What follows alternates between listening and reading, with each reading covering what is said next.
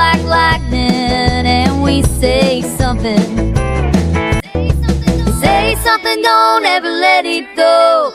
Turn it up loud like a radio. The world's gone by the crazy places. Mike and Destiny killing XSpace. It's Wednesday night, we strike like lightning, and we say something. Say something, don't turn it up loud like a radio. The world's gone by the crazy places. Mike and Destiny killing XSpace. It's Wednesday night, we strike like lightning, and we say something. Say something, don't ever let it go. Turn it up loud like a radio. The world's gone by the crazy places. Mike and Destiny killing XSpace. It's Wednesday night, we strike like lightning, and we say something. Say something, don't ever let it go. Turn it up loud like a radio. The world's gone by the crazy places. Mike and Destiny killing XSpace. It's Wednesday night, we strike like lightning, and we say something. Say something, don't ever let it go.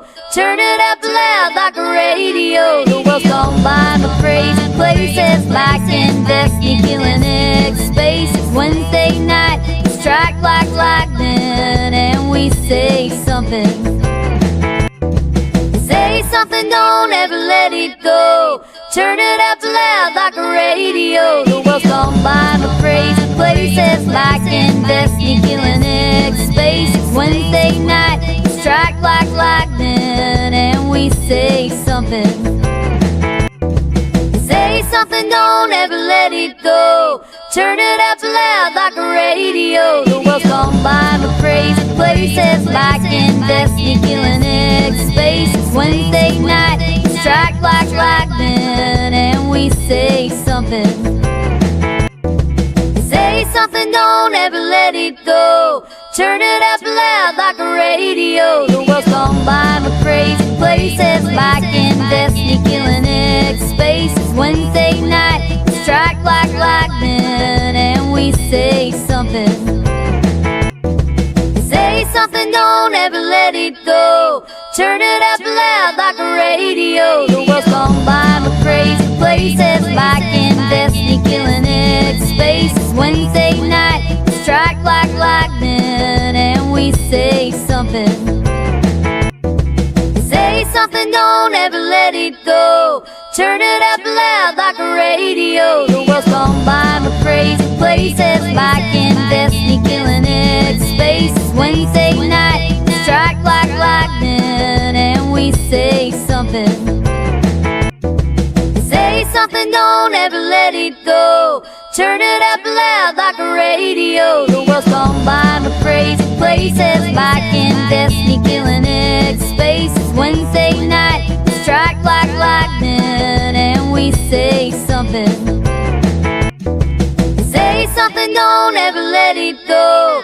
Turn it up loud like a radio. The world's gone by the crazy places. Mike and Destiny killing XSpace. It's Wednesday night, we strike like lightning, and we say something.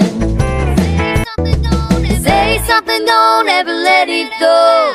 Turn it up loud like a radio. The world's gone by the crazy places. Mike and Destiny killing XSpace. It's Wednesday night, we strike like lightning, and we say something. Say something, don't ever let it go. Turn it up loud like a radio. The world's gone by the crazy places. Mike and Destiny killing XSpace. It's Wednesday night, we strike like lightning, and we say something. Say something, don't ever let it go. Turn it up loud like a radio. The world's gone by the crazy places. Mike and Destiny killing XSpace. It's Wednesday night, we strike like lightning, and we say something.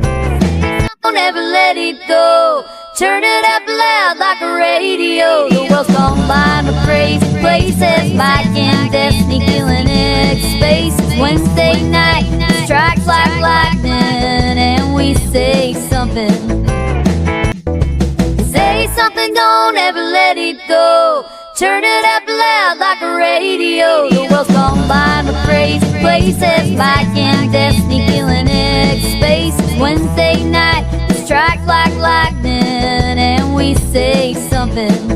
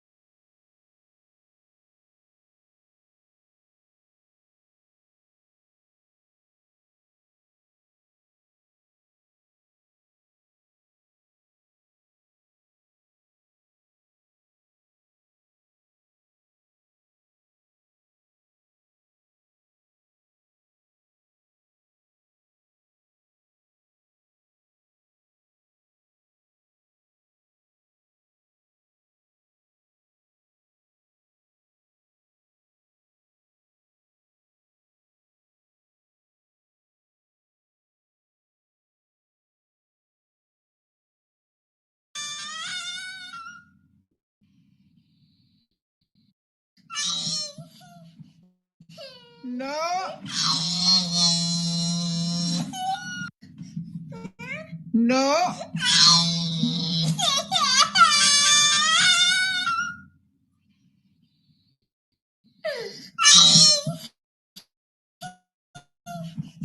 No.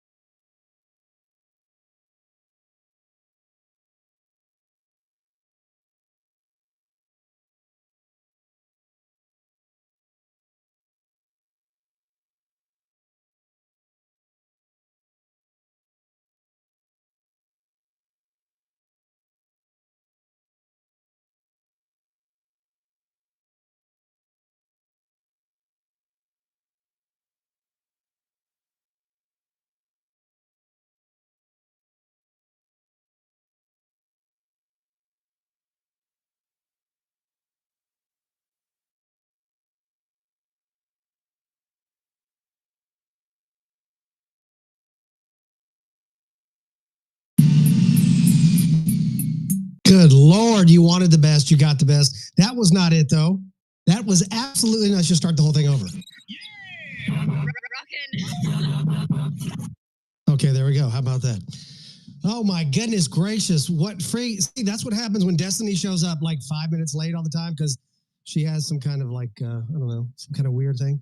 But here we are. My God, you wanted the best, you got the best, the hottest man and co-woman, co-host thing or whatever it is in the land. Mike and Destiny.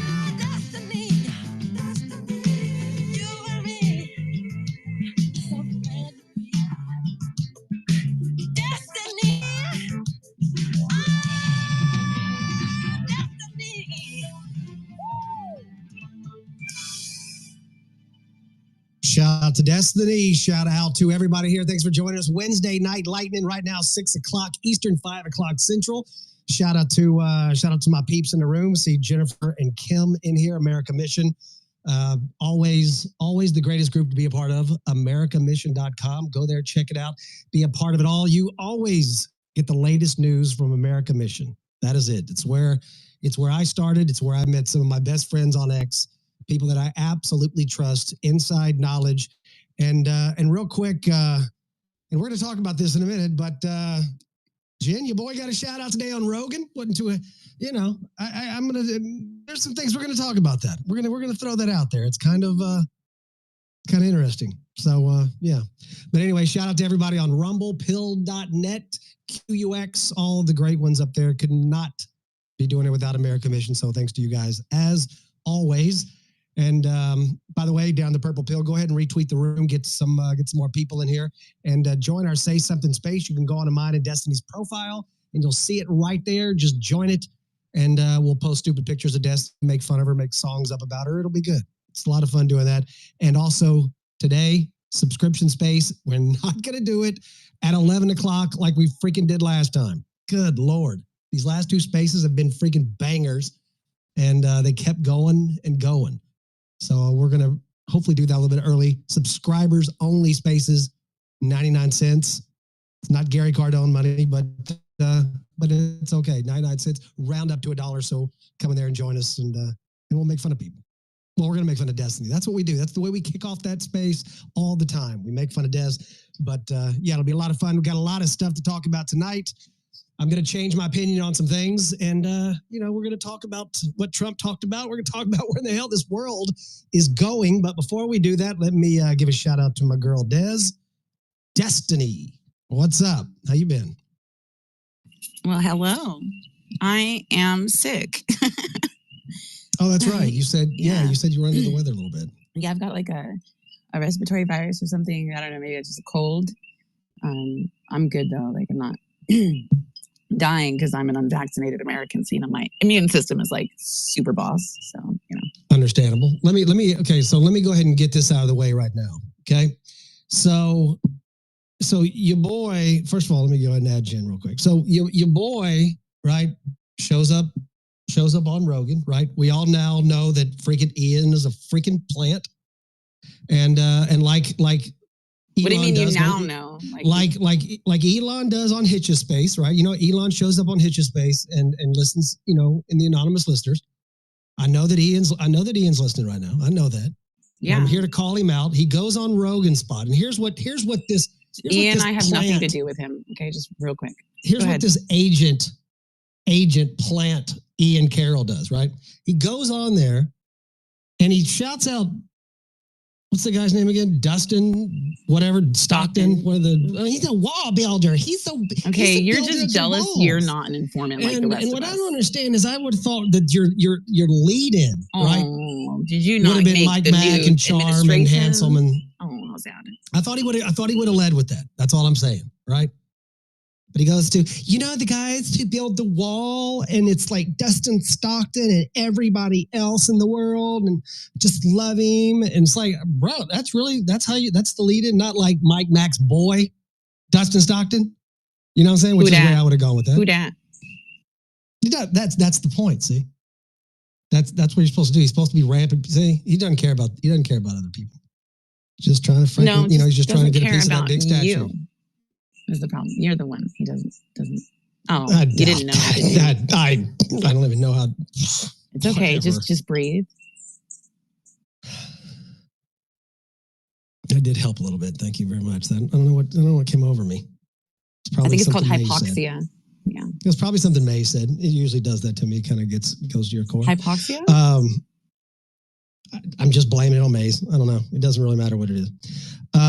So Jen, go ahead and jump in there. Tell me how Ian made the right choice by going with your boy. What's up? Obviously, it was a good choice. Ian killed it on Joe Rogan. Okay, shouting out Dustin, shouting out We Build the Wall. I'm trying to get him in here, so hopefully he'll stop in. But yeah, no, it was awesome, and it's the project's finally getting the light that it deserves of the success that it was, and it was awesome to hear Dustin's name on Joe Rogan. It really was cool shit. Because I sent you that message back. I was like, dude, that was freaking. It was cool as shit, man. It really was. So good. Yeah, and you're right though. Good for y'all to get some attention, because I think, I haven't, and I've just watched the clip. I'm looking forward to watching that this weekend. But it's like Ian didn't know all the stuff that you guys knew about, all the stuff that y'all been through, going through that wall, building that wall, raising that money yourself. And I think that he was probably shocked, like a lot of the country probably would be shocked as well. Don't you think? Yeah, he definitely was. And it was actually, we told him about it at the Kennedy event in DC when we met Ian. And he's like, wait, what? I have not heard about this. And Dustin sat there and explained it all to him. And he's like, wait, like, it was just like mind blowing, because like people don't realize it. And then you're like, well, wait a second, like, how did I not hear about it? And it just goes to show like how powerful the media actually is if they want to destroy something. Yeah. No, it was, and it's amazing. I did not see this coming, right? And that's kind of why I went with the slant about making fun of Ian being a plant and an agent or whatever. I have to say I was really shocked by reading some of these comments. Des, and I'm sure you. Oh, haters are gonna hate, like, bro. It's so bad. I've had people like, what's her name, Polly. She thinks that I work for Ian and I'm a CIA agent and he's like apparently NSA or something. Like, she's just got like some wild conspiracy. I had to like go toe for toe. I was like, I literally hung out with him for like a couple days. That's it. Like, I don't know what you think clandestine operations do, but I don't think I did my job right if that's what you think I did. I don't know. It was weird, man. I mean, it's like they, the thing about Ian is Ian's been around for a while, right? And he's kind of, perfected that muddy background, green screen image. People that kind don't of like that there's around. nothing negative to really say about him. That's what they don't like. They don't like that. That's true. Because he really is a nice guy. Like, Jen knows that. Dustin knows that. I know that. We've met him. And I'm telling you, he really is as nice a person as he seems online. Like, it's one of those fortunate things for him. So people just, I don't think they can believe that people are the same on, online that they are in person. But some people are. Yeah, well, that's... Yeah, that was just, I was shocked by that. And he's handled it really, but of course, then again, that's what an agent would do. Interesting. Let's think about that for a moment. He's doing exactly what, I don't know. You know what? Let's bring a big break. Say that. Oh my God. Say that 3 times. Destiny said 1 time. I got asked yesterday. It's funny. Somebody asked me, it was in a space. Was your space? Somebody asked if you asked me if Ian was going to be on Rogan. I was like, I can't comment. And then everyone today, was it this morning? Yeah. And then everyone found out. I was like, well, good. There we go. I don't have to keep a secret. Yeah, you had a very cloak and dagger response, and the pause gave away that you knew something, but I didn't know what you knew. Whenever I ask someone a question and there's an unexpected pause, actually with you do leave a bit of a pause normally, but yeah, when you're like, I can't say anything, then that made me think, something's going on. And usually we enjoy those moments when Destiny's not talking, and this was just added to the drama. So I thought that was pretty. I will tell Ian not even to come in here right now. I'll be like, don't you fucking dare. Bro, how's he gonna be able to see? He's probably super busy anyway. So if he came in, it was just be a courtesy because he's super busy right now. But yeah, but like, no, never mind. We can't. Well, I've DM'd your boy. I've DM'd your boy behind your back. So I'm just letting you know what's up. That's why. Yeah, I text him. So what do you think he's gonna see first? Okay, whatever. Can we just move on, please? You don't have to always be show off. No, I actually have you to thank for meeting Jen and Dustin and Chris. And the whole crew, Ian and everybody, and Kyle and Bobby, like everybody, and it really came down to Mike in here. I'm not gonna lie, he kind of like pushed my hand on it. He's like, "You gotta go, or you're gonna regret it for the rest of your life." And I was like, "I don't want to go." And he's like, "Go." And I was like, "Fine. I'm gonna have to hear you literally say this forever unless I fucking do."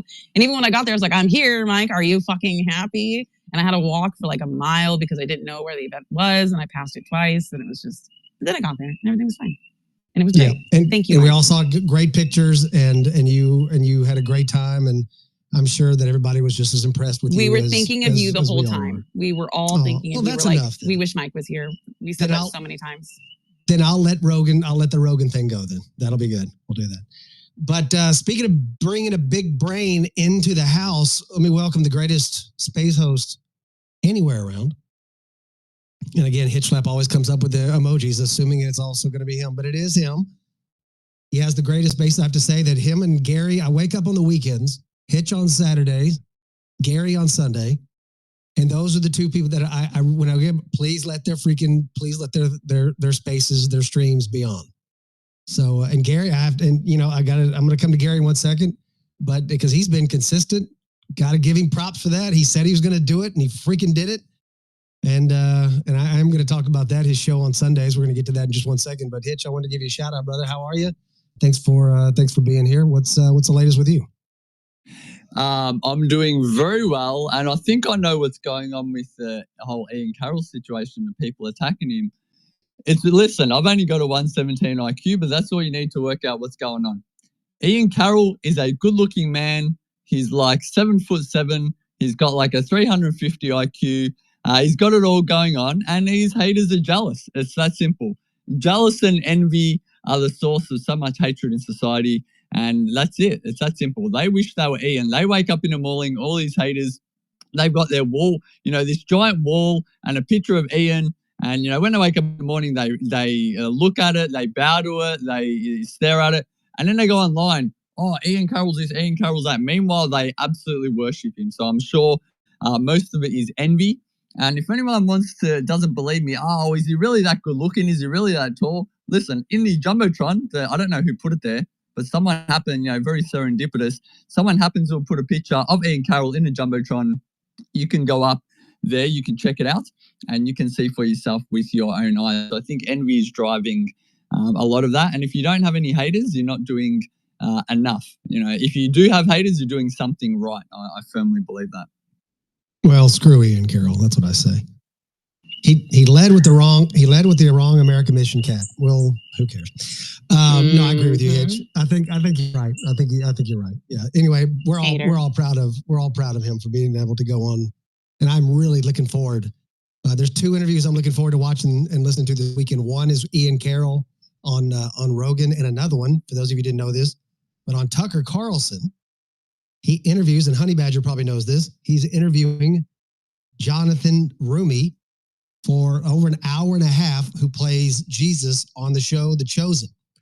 And it just is my absolute favorite show. It literally, without getting to it, it gives me chills when I watch that show. Like, it's my favorite show ever. Huge Jonathan Rumi fan. And I can't wait to see what he has to say to Tucker. So that should be And who was your favorite apostle? Like it to the actors. I think Matthew, because he's so quirky, right? I think that he's yes, me too. Same. He's just he really brings a lot, but they all really have their own personalities. I think it adds a lot to the show. I think it's wonderful. I think the women are wonderful in that. It's one of those things, and we've seen it in different shows before. We all have our favorite shows. 24 was another favorite show of mine.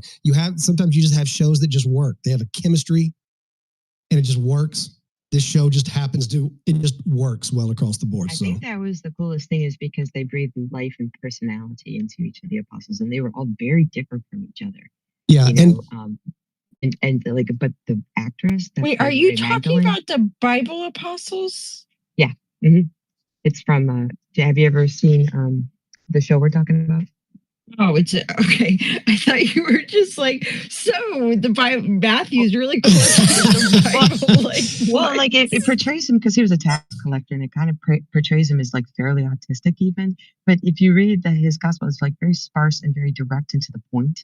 Do you know what I mean? And anyways, the show is just incredible, because it just talks about like Honey's saying, it shows these people like in between scenes, like in between. It's like, like Jesus making a joke, so to heal someone too soon, it's like, and people start laughing, and then he just, it shows it shows the human side, and it just, the way it's told is just, it's just incredible. I encourage everybody to listen. To watch it. It's free. You can see it on YouTube. It's got its own app on Roku. It's all that stuff. It's Yeah, it was And you know crowdfunded. what's really cool too, because it's the known thing. Like Mary Magdalene was one of his best friends, but the way the actress that portrays her, oh my God, she just does an incredible job. Yeah. You know, it's that part is so touching. And we got season 5 coming out, and so yeah, if you get a chance, just a quick little plug for that show. So if you get a chance, check it out. And I know Honey's been in a couple rooms where Jonathan has been in there before, and I have to say, like a fanboy, I've requested you kind of go up there just to speak. Man, it didn't work out, but that's okay though. So one of these days, he's liked a couple of my posts. And doesn't that sound like a freaking fan? Isn't that weird? Like you're saying, oh my God, he liked one of my. It's true though. Like it's just there's nothing wrong with like admiring and respecting somebody, and then they post. I'm not bringing him up, Destiny. I'm not bringing. Just forget it. Just forget. I'm not going to do it. Not going to do it. He's going to have to work some kind of mental freaking magic with his freaking mind in order to get up. God. You are not going to be an asshole after I went out Dang of my it. way. The hell did he do that? Hey, Ian. Welcome. We are so happy for you. What's cracking, fam? I'm just driving out to get some dinner. I figured I'd come and hang for a little bit on the drive. Bro, let me just cut to like the chase. somebody's going to say it. Yeah, go ahead. Let me just cut to it. Dude, how sick was that shit? Bro, first Fire. of all, Yo, did you guys hear? I did a thing the other day. It was fucking sick. Yeah. What was that? What's the guy's name? I'm just playing. I think What's it's that? John Rogan? John Rogan. Joseph Rogan. Well, if right? anybody winds up watching your little podcast or whatever it is with him, I don't know. But I was talking before you got here. I was saying, I think you made a mistake. I thought you should have instead of going in with Dustin Stockton hard right? I think what you should have gone is with Mike Mac's friend, Dustin Stockton, right? I think that's the way. But why would he do that? It's not a what, Des, because it's his first time on Rogan. He wants to put his best foot forward. You don't lead with Dustin Stockton. I'm pretty sure he did. But I know, you're in his heart. I didn't want to like blow up the cool kids hangout. You know, like you don't want to give away the real secret red pills. You want to put out the controlled opposition like Dustin Stockton, just so that you make sure that you like lead everyone down the wrong path to Dustin. So that way like, how else am I going to get my Mossad paychecks, bro? Yes, that's right. And since you're an agent, right, I was thinking that's what he's doing, right? He's not going to throw me underneath the bus right away, right? He started the whole space being like, Ian's a plant, everybody. He's a plant. Let's go. Hater. I was kind of worried. I was kind of stressing out. Every time that a podcast stops recording, I like immediately forget everything that I've said. Like I remember the topics discussed and the vibe, but I always forget the words said. So I was kind of stressing out that I had like gone a little too hard and was going to get myself and Joe into a whole bunch of trouble. But I think we're going to be fine. I think we're going to be okay. Well, I predict it'll be the most watched Joe Rogan episode of the year. You think so? Absolutely. That'd be high praise. That'd be cool. It'd be an honor. I think it's going to be a lot of fun. Like we had really good energy. Joe's awesome. Really fun conversation. I mean, it's great to have that kind of podcast with someone that has so much experience talking to so many people, because we were able to just riff on so many things. And you got a shout out from Candace too, though. That's I'm a big fan. Real? That was awesome. That was fantastic. Yeah. Did you tell him about Bottoms Up Boston? No, it didn't really come up. Damn. But that's okay. That's okay. The whole world knows soon enough. We won't have nearly enough tickets to sell the place out. We're gonna be posting a website, and I've got a sick ass video of the venue, and I'm gonna be announcing some of the people, and that'll be coming in like a week or so. It's gonna be a fucking party. Well, let's just play like that. A lot of us don't know what you're talking about right now. Oh, and, sorry. We're gonna throw a party for all the homies. It's gonna be sick. Like imagine if you went to Amfest, but it wasn't sponsored by all the big money that sponsors Amfest, but all of the greatest people from Amfest, you know, like all the people you want to hang out with to go to those conventions, we're all there, minus all the people that like you didn't really want to go. I mean, it's not gonna be like it's not like we're gonna kick people out because I don't like them, but we're just gonna get a lot of different viewpoints of all the homies from Twitter and everything, like all the independent research, all the diggers, all the anons, get them in a room and have a fucking party. So, Ian, let me ask you a quick question. We were talking, Hitchlab gave his opinion earlier about this, and I think that he's pretty spot on. We were talking about, because I had to say I was shocked, right? I get on there, I'm looking at this thread, I'm like pumped, I'm like, sweet, dude, freaking on Rogan, like, let's go. I read these comments, right? And it's like, what the hell? Did everybody just turn on him? Like at the exact same, like, what the hell was that? Oh, no, I feel like I'm actually getting pretty positive feedback from it. there's a lot of people that are like hating and doing like controlled opposition and all that, but like actually I think it's really positive. Oh, I think it's positive, yeah. But I guess those are the ones that stand out more. It's like because I've never seen any real negative comments about you, and then these people come out with these. There's plenty. Yeah, bring on the hate. All press is good press. I'm super proud of how it went. It was a great conversation. I think that a lot of people in this industry don't understand the game. That like I'm not talking to David Icke. I'm talking to 10 million normies and trying to present this stuff in a way that a normal person could listen and not immediately tense up and shut down. So it's like the skill of kind of presenting it in a way that feels balanced and fair and open-minded is, you kind of have to walk that angle a little bit. And that was the goal. Well, what was it like? Like, what was it like being around Rogan, though? Like, I think everyone wants to know that. Like, was it? Did you feel like a fanboy? No, you felt like a homie. Okay. No, but I've been I mean, like, that's one of the most important skills in this game. That I'm blessed to be good at in the first place. Is like we're all just people. Like we're all like Joe's just a dude, and he's a great dude, and he's done a lot. But it was really easy to fall just into a rhythm with him right away. And he's definitely good at what he does, and it was cool I got to talk to him, and then that night he got me tickets to the comedy show, and it was he did 2 different shows that night, and it was so cool to get to watch, like to get to interact with him on the podcast face to face and feel that vibe, and then to get to watch him do comedy and to see that vibe and to really like just, man, so much admiration for like the dude is actually just a comedian. Realistically, we all forget and we think Joe Rogan's like a journalist, but he's a fucking comedian. Like, and his job was never to be a journalist. And so the service that he does for the world is sick, but it's also sick to remember that, like, there's this whole other human side to him that's just fun. And fun is so much of what's missing in the world these days. Could not agree more. I'm jealous. I'm not going to lie. I'll be the first person to hear saying peanut butter and jealous. I think that would have been awesome. I'm so excited to see the whole thing now. Live it vicariously, Was that your first time? Was that your first time in Austin? Yeah, I've been here for like a month now, and I freaking love it here.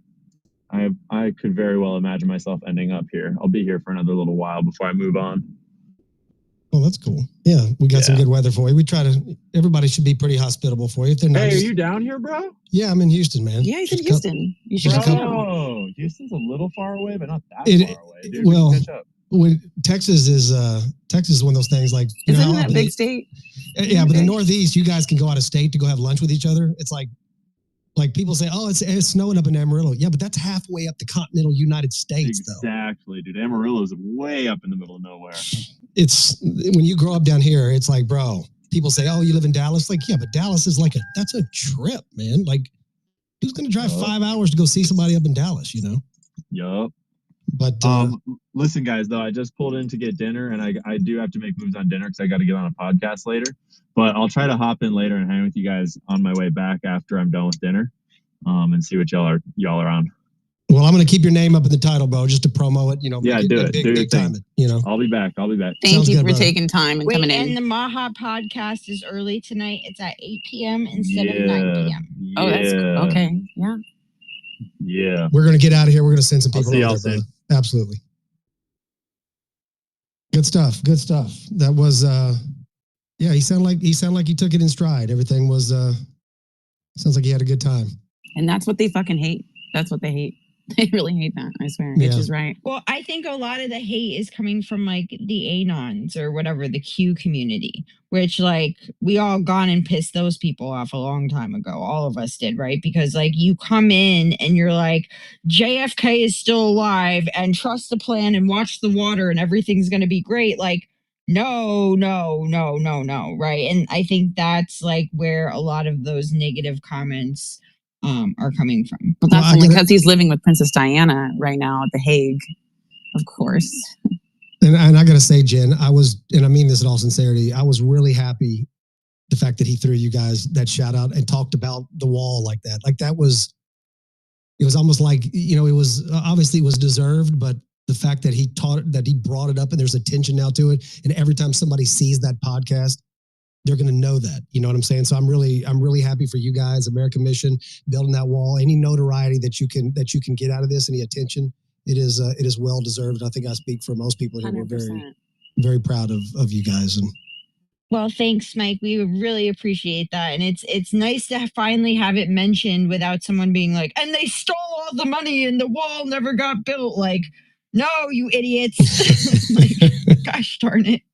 So it was really nice to have someone bring it up in a positive light, which it should be in a positive light, but unfortunately, with what we all lived through, hasn't been like that. True. And by the way, if you guys have any questions for Jen, or if y'all have any questions for Ian when he comes back from dinner, he'll pop back in. And if you do that, just leave that down at the pill, and we'll try to read those out for him. Some of the good questions. So we'll throw it out there. But we appreciate him stopping by and look forward to him swinging back by. Yeah, Des, you maybe fly down here to Texas, and we all do a little meetup down here. Take some if pictures. I'm going to Texas, I'm going to Dallas to be where my beloved was. So you're going to go to Dallas Street. Or what is it? No, Dealey Plaza. Wow, really? What was the name of the street? My dead ex-husband. Wow, forgot Mike. the street. Wow. So because it wasn't even on that street. It was a conspiracy. He's not even dead. Probably. That doesn't make it not on that street. No, Anyway, let me go. First of all, let me go to my boy Gary real fast. I want to check in with Gary. I'm very interested in his takes. We're gonna go ahead and kick off what we were talking about earlier about the speech last night and how it went. But I want to talk to Gary. Gary hosts a church with Gary Cardone. It's on Sundays in the morning, and I texted him the other day, and I told him, I said, it is really cool to hear you, because Gary, what he'll do is, and this is Gary. I'm not simping for Gary. I'm being real here. But on the camera, Gary will get caught up in thought, and he's got his pen with him, right? And he'll start chewing on the pen, and he'll start putting his thumb to his tooth, and just kind of like looking off in the distance, and because he's literally contemplating what he's trying to get across to the people that he's talking to, right? Whether it be the I ams and the motivations and just thought processes and how you hear someone, and again, it sounds awkward to say this, but I mean this complimentary. But when you hear someone like Gary say that, sometimes, like a lot of times, he'll find himself, I'm lost. I think those kind of words make a lot of us feel like, well, if he can be lost, then maybe it's not so bad if sometimes I find myself lost, right?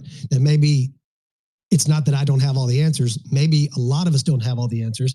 And maybe there's not a huge difference between him and me because we kind of see the world the same way. So anyway, it's a great space. If you haven't had a chance, make sure you check it out. It is really interesting. My wife and I, we listen to it on Sunday mornings. I'm telling you, I'm not lying to you.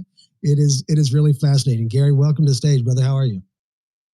Good, buddy. Thank you. That's very kind words of you that you have for that. I've been getting emails this week going, "Hey man, you okay?"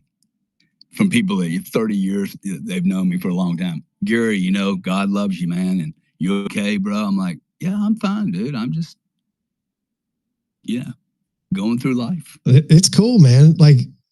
It's cool because I know you talk a lot about how much thought you put into it. Kind of like, I imagine there's some anxiety that goes into it, but you talk about the day before, how you worry about getting it right, saying the right things, and what you're going to be talking about. And yeah, that it's not so much because I don't really do any kind of preparation as far as a script. I probably should, because I tend to wander a little bit. But look, all I'm trying to do is I miss having a place to go to that is, a community. I was criticizing it one day. I'm like, damn, man, I have no place to go to. It'd be really cool to go into a church. And I'm like, instead of criticizing, why don't you go just start one up, see what happens. 1,000 people showed up. I'm like, wow, that's very interesting. And literally for me, it's just going through, when you do these exercises, what tends to happen, this whole I am thing, is that you're going to hit a wall.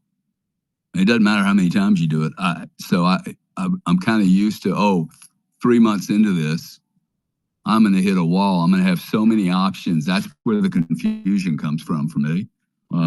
So you're literally, Mike, I don't know how many of these you've seen, but I'm literally going through this. It's actually transforming my I'm actually doing this for real. It's not like I'm just pontificating. I am, and the thesis of it. I'm actually going through it. And at about 3 months doing this, you hit this monster wall. Like I've always had this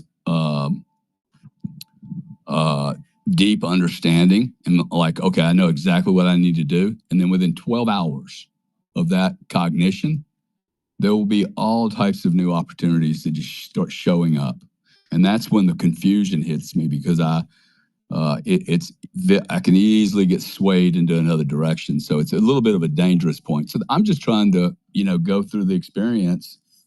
And it's been really very interesting. One, I've gotten a lot of empathy for anyone that's ever taught or preached, because, when you start doing this, you realize, oh, wow, I don't feel so hot this morning.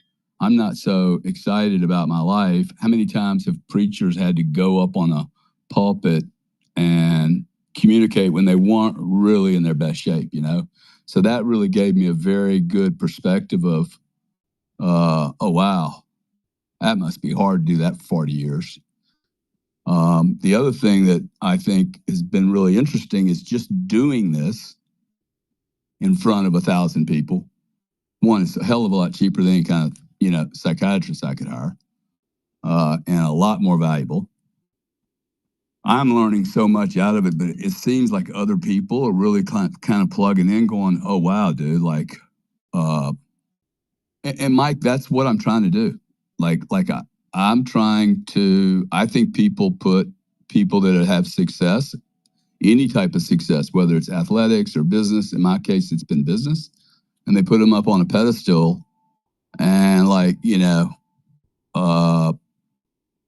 I'm any different than anyone. That is such a false, that's total bullshit.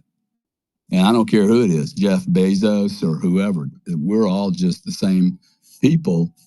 And if that's the only thing I share with anyone, is that they go, oh, wow, man, everybody has the same kind. That guy gets scared. Shit, man, I'm scared most of my life. I've been literally scared most of my life. So, not like I'm scared to fail. I'm scared not to be productive or be ashamed of myself, not be, not to be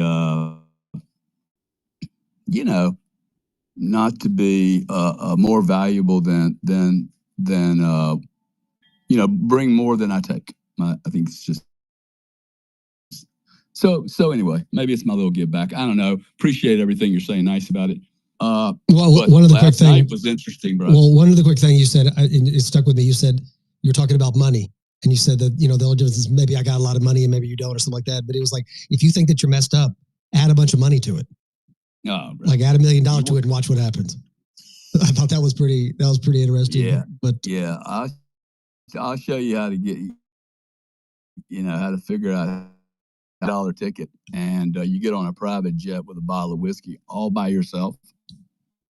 And you're like, oh, wow, this is it, huh? This is awesome. So the numbers, bro, like people have to chase certain dreams, but everyone that gets to the dream will tell you, oh, wow, as soon as I got there, I needed to reshape my dream. So let me ask you something.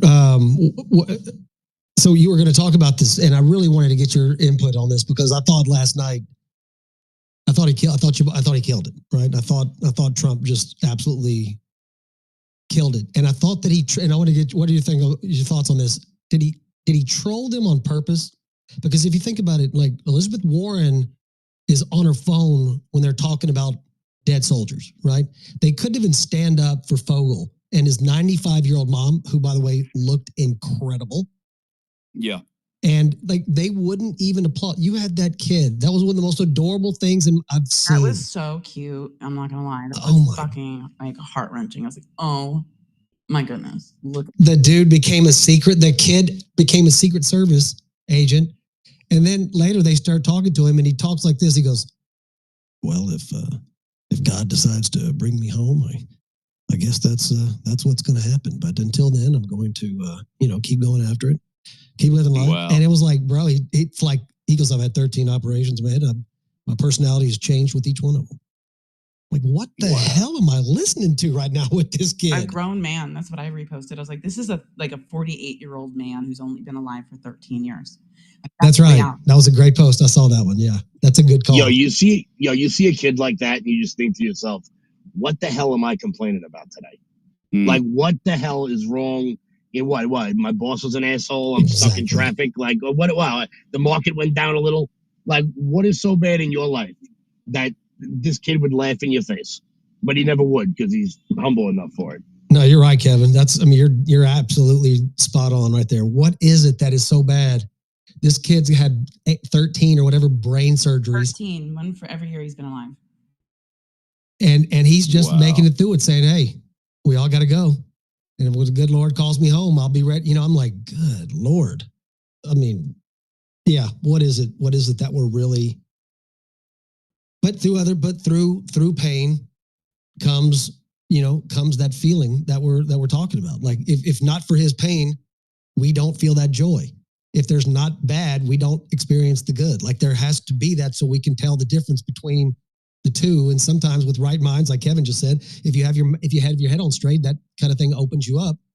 Or you have a chick like freaking, what is it, Nicole Wallace on MSNBC, who said that she hopes that kid doesn't die of suicide if he has to wind up protecting someone like Trump and his J6ers. Yeah, let's not forget that Nicole Wallace was part of the administration that lied to a country about a war that cost tens of thousands of lives. But hey, kind of person on MSNBC. Kind of person that says was the most vile, evil thing I'd ever seen, and she said it was such a deadpan, cold stare. She was saying, like, when they panned back. I saw like, I don't know if you guys, Jen Psaki and Rachel Maddow were even like, bro, you did not just say that. I saw the same thing. Like, I mean, when you shake Rachel Maddow, someone who will say anything on television as long as the check clears, like, you screwed up. It was no doubt about it. Yeah, and Gary, I was going to ask you. So we're watching Trump's. What did you take away from the speech? What stood out? What stood out to you as far as policy, plans, stuff like that?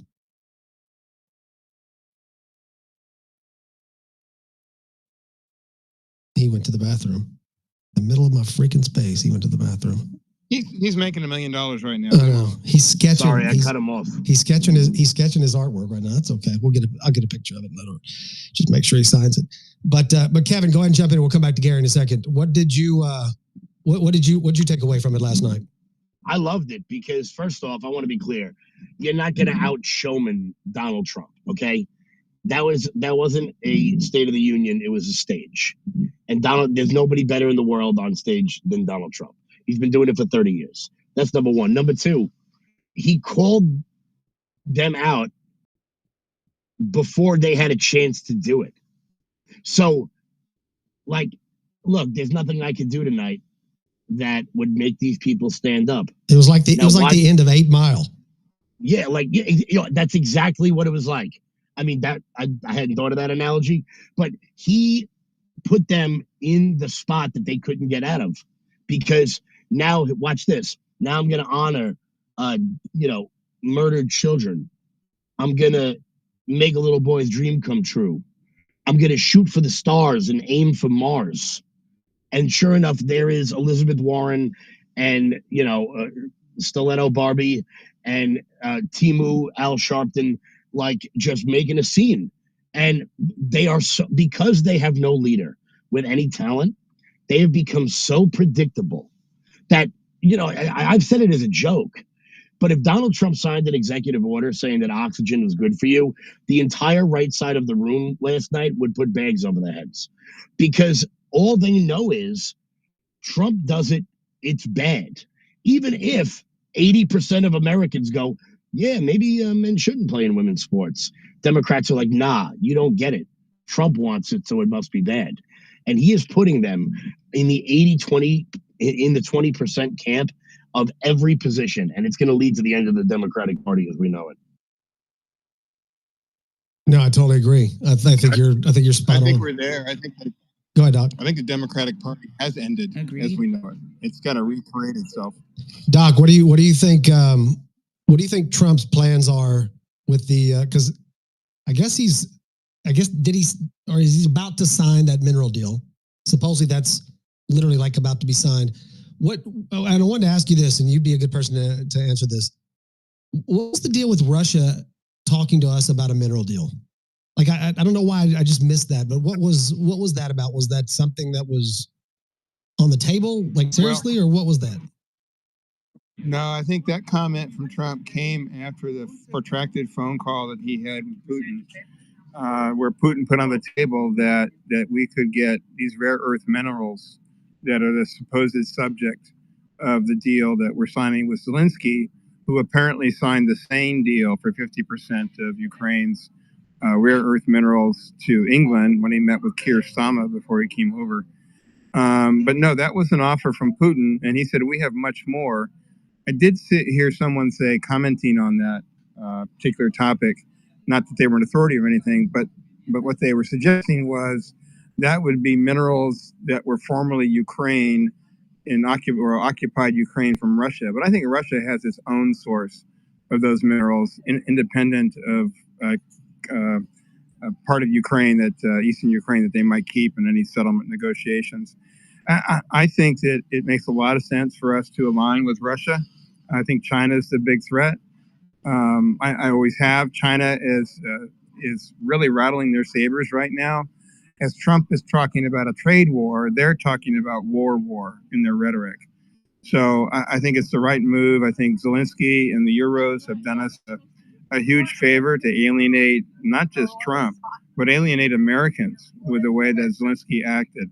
I think Trump and JD and them kept that going because it was just the best PR, not necessarily to make an economic deal with them, but good PR in terms of ending the war and exposing the Democrats who continue to fund that, just how ridiculous it is that their little, three-star general Zelensky has conducted this war, who it is that's leading the war, who it is that's leading the Euros, although we all know the Euros are actually controlling him. He really embarrassed himself. He embarrassed his cause. And for those who were Slava Ukraine, they have to be very, very disappointed with Zelensky. Yeah, that makes sense. I don't understand why. Look, I get it. Rocky IV, right? The Russian, he's cut. Hit the one in the middle. If he dies, he dies. If he dies, he dies. You know, throw in the damn towel, man. Yeah. So sorry, a little flashback there, but yeah, that didn't end very well for the American in that last part. No, it didn't. It did not. Not in that part. But luckily, we had another American that took over for him. He's like a piece of iron. Yeah, so I don't understand why we don't align with Russia either. Like, not it's not that we have to align. It's kind of like Trump thinks. What? It's fake and gay. The whole like hatred is fake and gay. It is. It's fake and gay. Like, why can't we just not be peaceful with each other and just like try to help each other out? We are though, like in science and medicine, like IS. Yes, exactly. That's right. We fly into outer space together, for God's sakes. You know, the left and the traditional Republican Party have been trying to get us to hate Russia for decades, and it's a hangover, but it's like a hangover from the Cold War, because that all actually started in 1971 when Nixon started to try to strategically align with China, thinking it would help us, it would help us with the worst communists, which were Russia. But in reality, like we've been building up the CCP to be our number one threat since 1971. And then, moving forward to favored nation status. And so what I think people do is they conflate the Cold War with what's going on today. And that's why I just have to sit and scratch my head sometimes when people allude to China and Russia aligning against the United States, because I think nobody understands the mind of a communist dictator better than somebody who is part of the whiff of that, though Putin is an oligarch. In other words, communists don't work together. They want their own, they want to be the most powerful. And damn well Putin knows that. And who do you think he trusts more, Xi or Trump? And so when you consider it from that perspective, and I don't know the timeline, because I thought that those comments from Putin came after Zelensky made an ass of himself. I thought he was kind of like trolling. It was right after. Okay, so Zelensky makes an ass out of himself, and I think Putin puts out We have minerals too, and we have more of them. Like, we'll sign a deal with you. Yeah. And so basically, when you go around spaces and you hear of this fear of this alliance between China and Russia, and I'm like, no, this is why. Okay, now that we have 40% of our chips being manufactured in Arizona for our semiconductors, that's huge for us. Because the contention for us was always like, what if China attacks Taiwan? Then there go our superconductors, and we'll be in the Stone Ages, as one would say, overnight. But now that we're not reliant on them anymore. Basically, Taiwan's going to have to fend for themselves, and it didn't cost us a dime. It just meant, okay, we're not going to put any. All it was is, we're not going to put tariffs on your chips if you want to make them over here. And they said, okay, cool. Here we come, Arizona. And so now that we don't have that kind of, how can you put it, that China can't dangle that carrot over our heads anymore.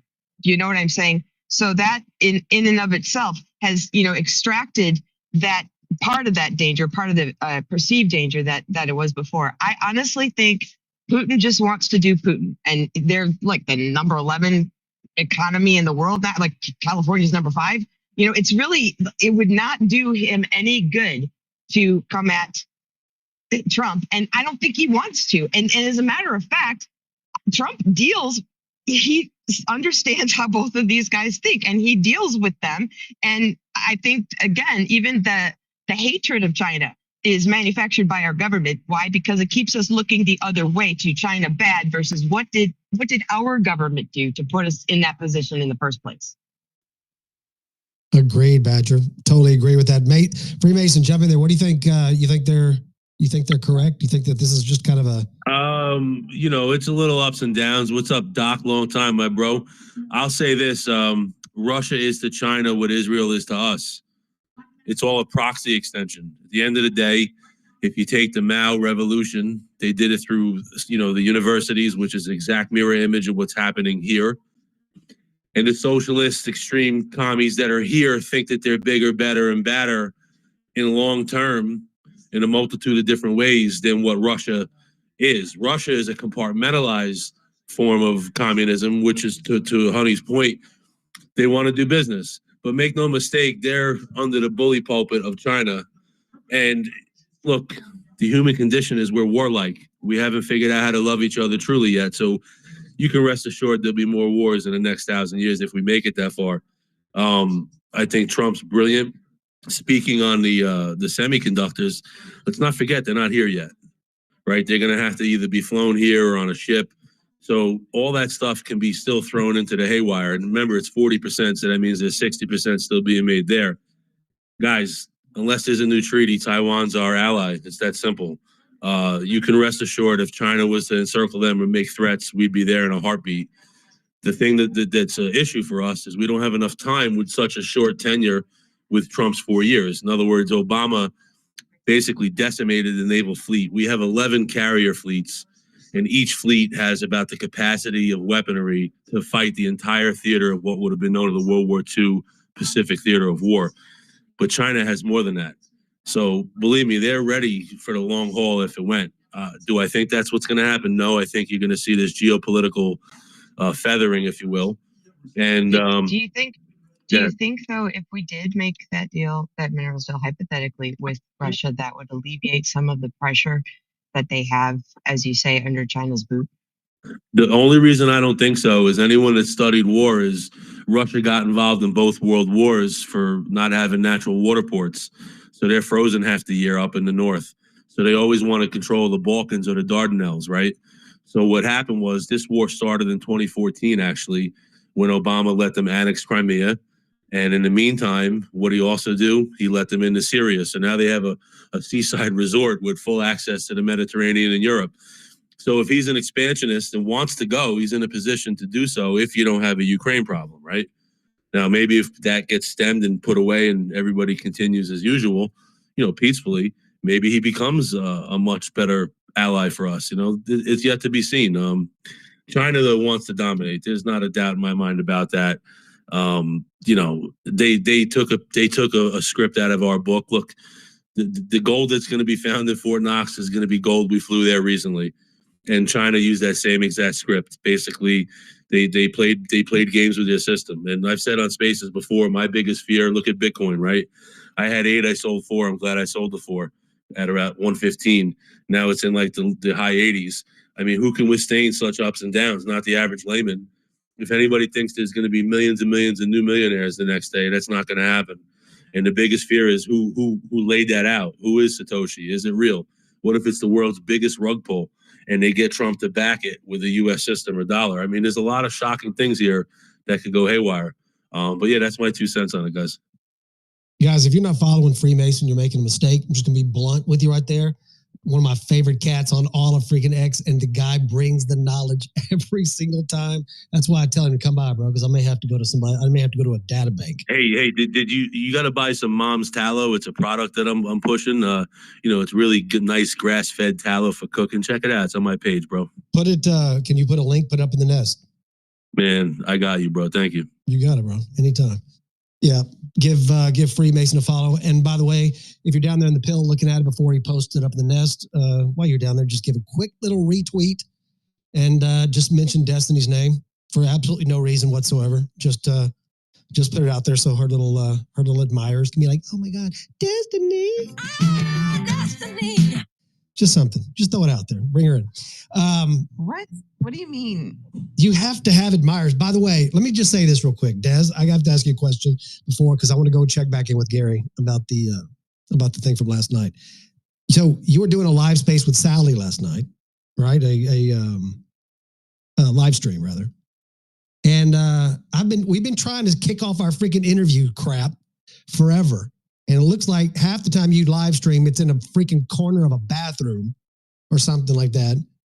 And then you're talking, my camera, it doesn't work right. And you just gave me the camera you recommended. And your microphone is, this is terrible. Like literally paid like 8 times more for it than the one that okay, so I checked it out last night.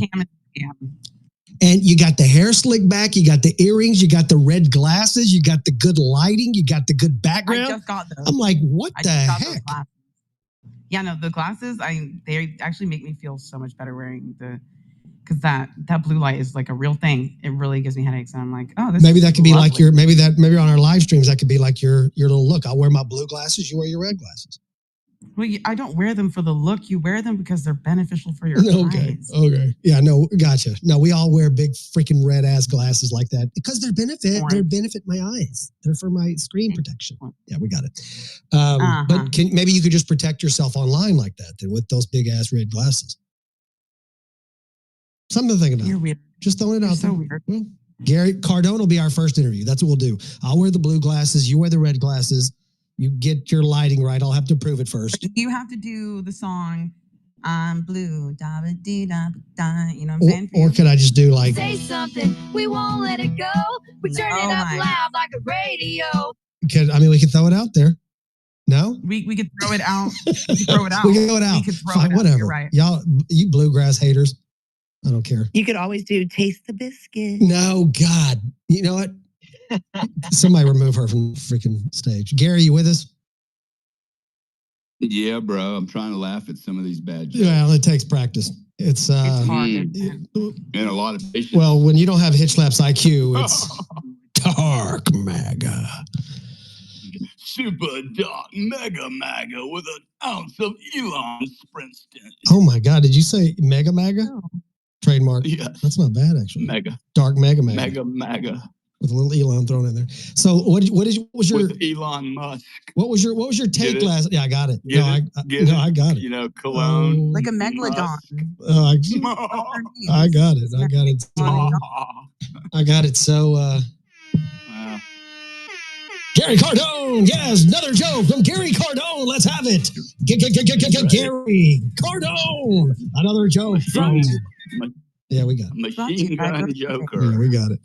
One of your better ones. Yeah. But and by the way, I keep throwing Hitch's name in there. Hitch, brother, jump in anytime you want to. I know your high IQ is absorbing the knowledge that we're talking about here, and nobody can process But it. you know your IQ doesn't go up every time you mention his IQ. Right? Are you positive about that? Because I've read some stuff, right? That he gets taller.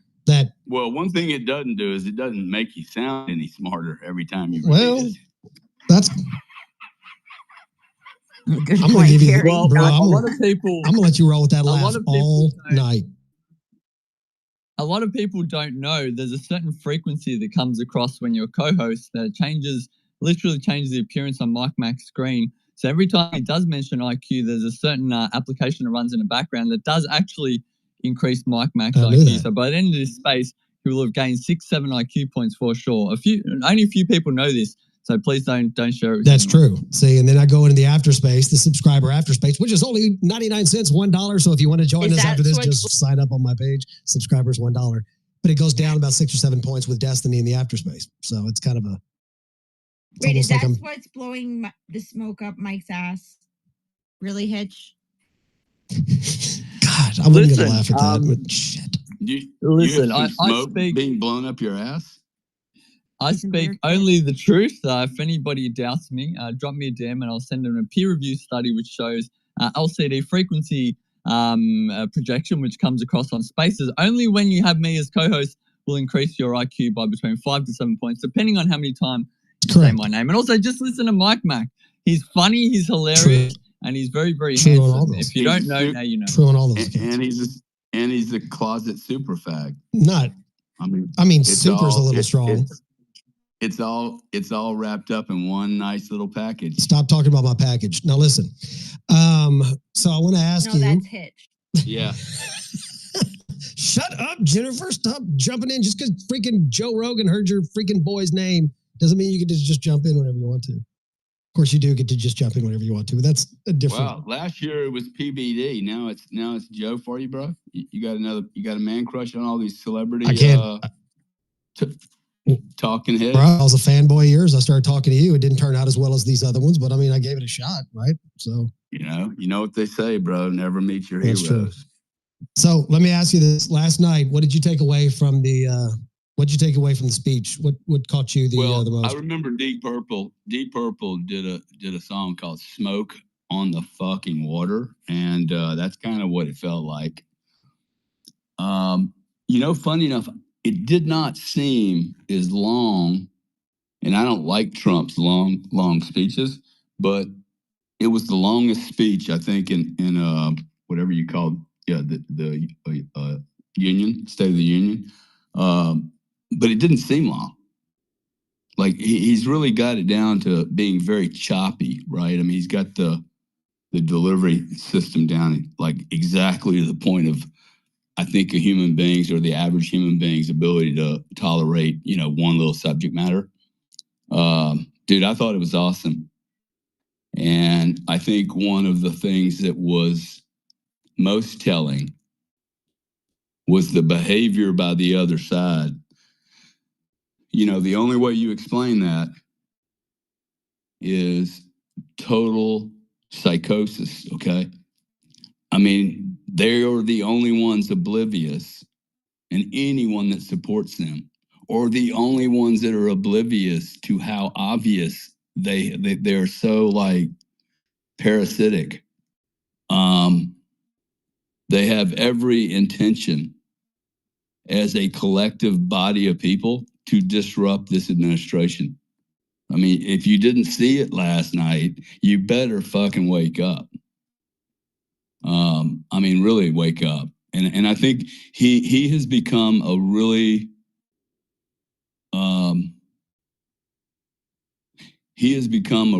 good leader. If you remove all of this noise, the most striking point in the entire speech last night for me was when he said, I can't do anything right here. Like I could literally be, doing miracles and you still will hate me.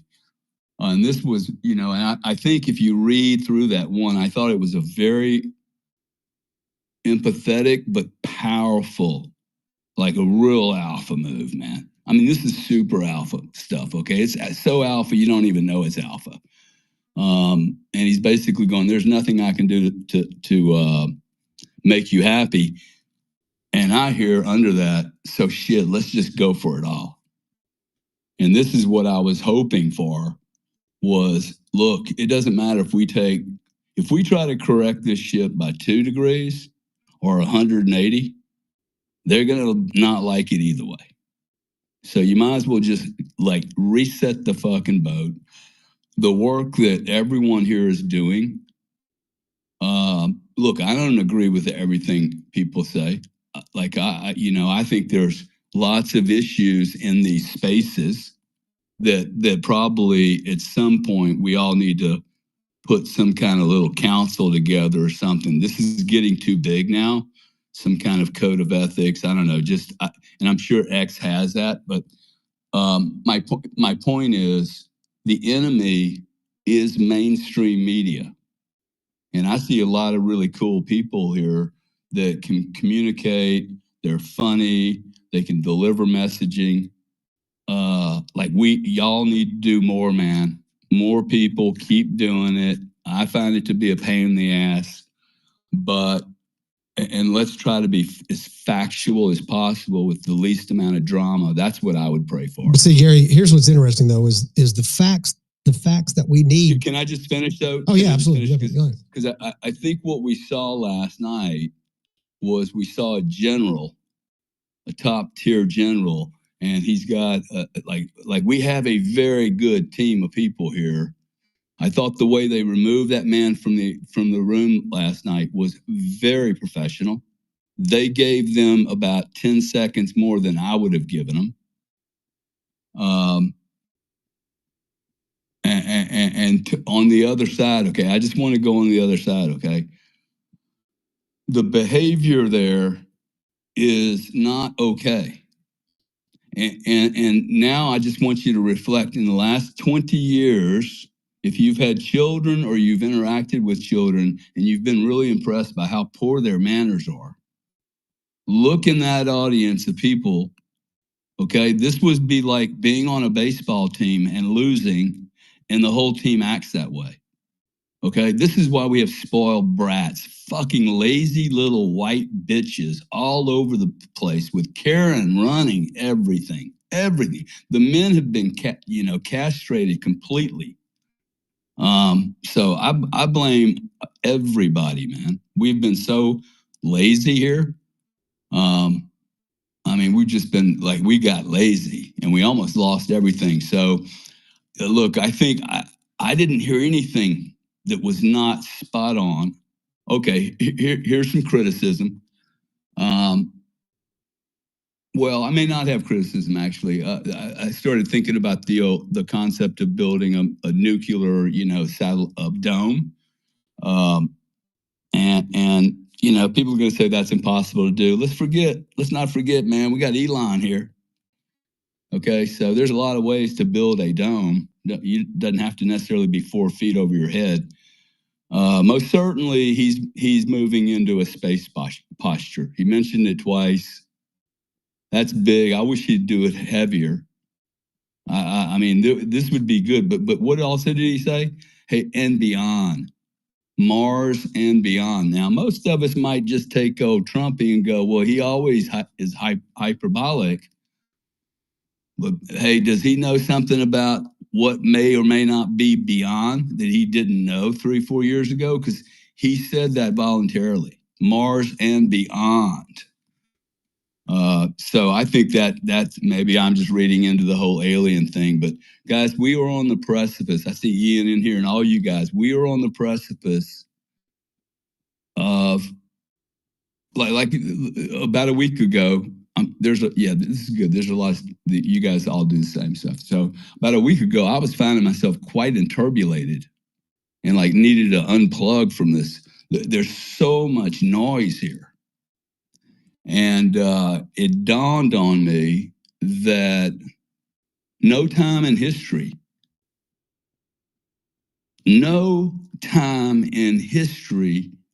has a number of people this large ever been able to communicate together and have history literally changing by the fucking minute Okay, literally the minute, and chess pieces moving all over in a way that has not moved in many hundreds of years. This is to me a once in a century event, and I had to just man up and go, "Hey, dude, this is not a novel. You're not reading about a history thing, dude. This is happening," and then it gets exciting. So I really praise everybody here, man, for having your input, and we just need to expand to be better. Cover more, destroy the mainstream media. Okay, they're crippled now. I know there are people out there that don't want to do this. It's hard to do it. Fucking light these spaces up. Keep them going. Get them better. Okay, just smoke on the water. Just fucking gasoline everywhere. Matches and cigarettes. Let's entertain, educate. We will win this. Okay, I mean, 3 years. We have a completely different society if we all chip in. So I'll end with that. Appreciate that, brother. Yeah. So Freemason, what Gary was just saying there was talking about the facts. And what I found interesting with the facts that you have men and women's sports, right? They're beating records by hours. They're beating records by yards. They're smashing these records. They're physically hurting people. You have the entire country overwhelmingly is opposed to it. And I was hoping that Trump was going to say something last night where he said, every one of you sons of bitches voted for that. Every one of you think that it is correct to have a man competing against women in their sport. I don't understand how Title IX works anymore. I don't understand how women ever got the right to freaking vote. Why do they even get to vote now? Because nobody gives a damn to them about them. Where's the freaking hashtag Me Too movement? Where are the women in this freaking world that will stand up to this absolute freaking garbage? It is incredible. You take the 15 guys that get cut from Duke basketball team, and if they all say, I think I feel a little bit like a woman, just a little bit, right? They're the best team in basketball at my school. There are guys in my school that are faster than the fastest woman alive. And yet we allow them to compete with each other. It's just fascinating. Freemason, what did you think about that? Yeah, I tend to agree with you on that, but you got to keep in mind with this electoral landslide in 7 swing states, the women that are for women are with us already, bro. It's that simple. Those people were anomalies that we saw last night to his right. Yeah, but the thing is, though, is they represent the people. And what do they... I know. They represent the people. No, the problem is, Mike, is they have control of the narrative and the people who make the narrative, right? So they can go out and be like, 95% of America believes that, men can chop off their penises and be women.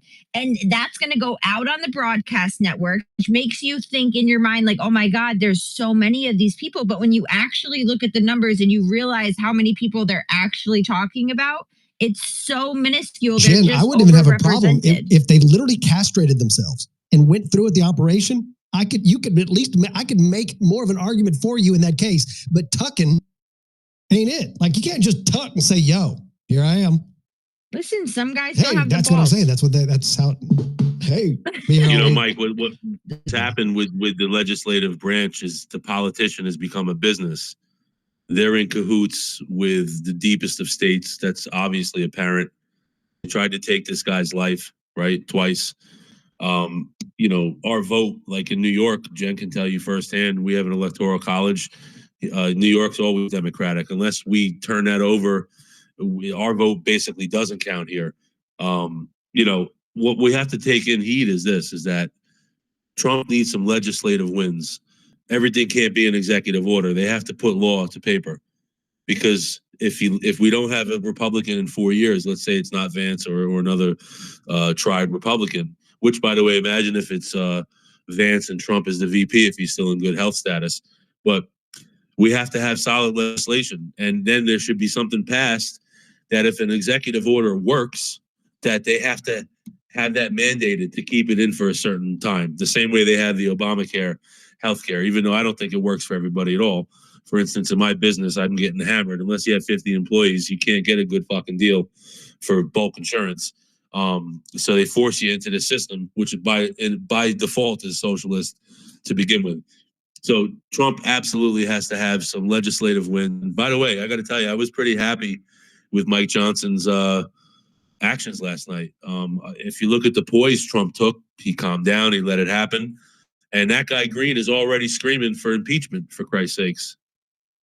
Well, that's why 2026 is so important, right? Because these politicians that that are not doing what the will of the people, they need to be removed from office for 2026. Yeah. Okay, well, wait a second. We cannot give Speaker No Johnson that much credit, okay? Because A, he shows us he has no Johnson when the time is proper. Okay, and B, he had JD Vance over his shoulder ready to freaking body slam his ass if he didn't do something about that, okay? So how much of that was fear of JD Vance? Jen, I didn't notice what was going on there. Walk me through. So you think Vance, I didn't notice any of that. You think Vance pushed him into that? He was being a little shy on it? No, I don't think JD had to say anything, right? I think just his presence alone and his no nonsense attitude, like, forced Mike Johnson to know that, like, oh shit, I have to do something about this. Sure. Otherwise, I'm gonna look like the idiot here. Yeah.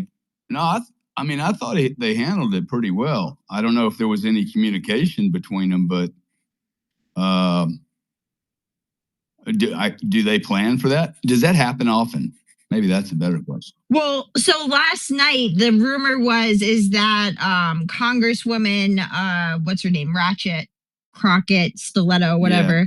Yeah, she was going to bring eggs in and throw them at President Trump. They were going to bring eggs in and throw them at Trump. So they knew that the Democrats were going to try to interrupt that speech. So I would venture to say there was a game plan. And that's why he immediately enacted the rules to be like, yo, you have to be quiet. Okay, according to this rule, now I'm throwing you out. And there was really nothing they could do about it. Yeah. I thought they couldn't afford eggs anymore. That's what I was literally just about to say. I'm like, these Democrats and their fucking spending right now. This is out of control. Eggs are way too expensive. Are you serious? This is just insulting. They could have thrown up egg whites. It's not. Of course, they would have been in the carton. Gross. I don't know why that's gross. Just pour it on. Just throwing it. I'm throwing it out there. I'm trying to be a rebel. Just spitball. I'm trying to be an economy-based rebel here. Good egg Lord. on your. But what a bunch of classless, pathetic, disgusting trolls.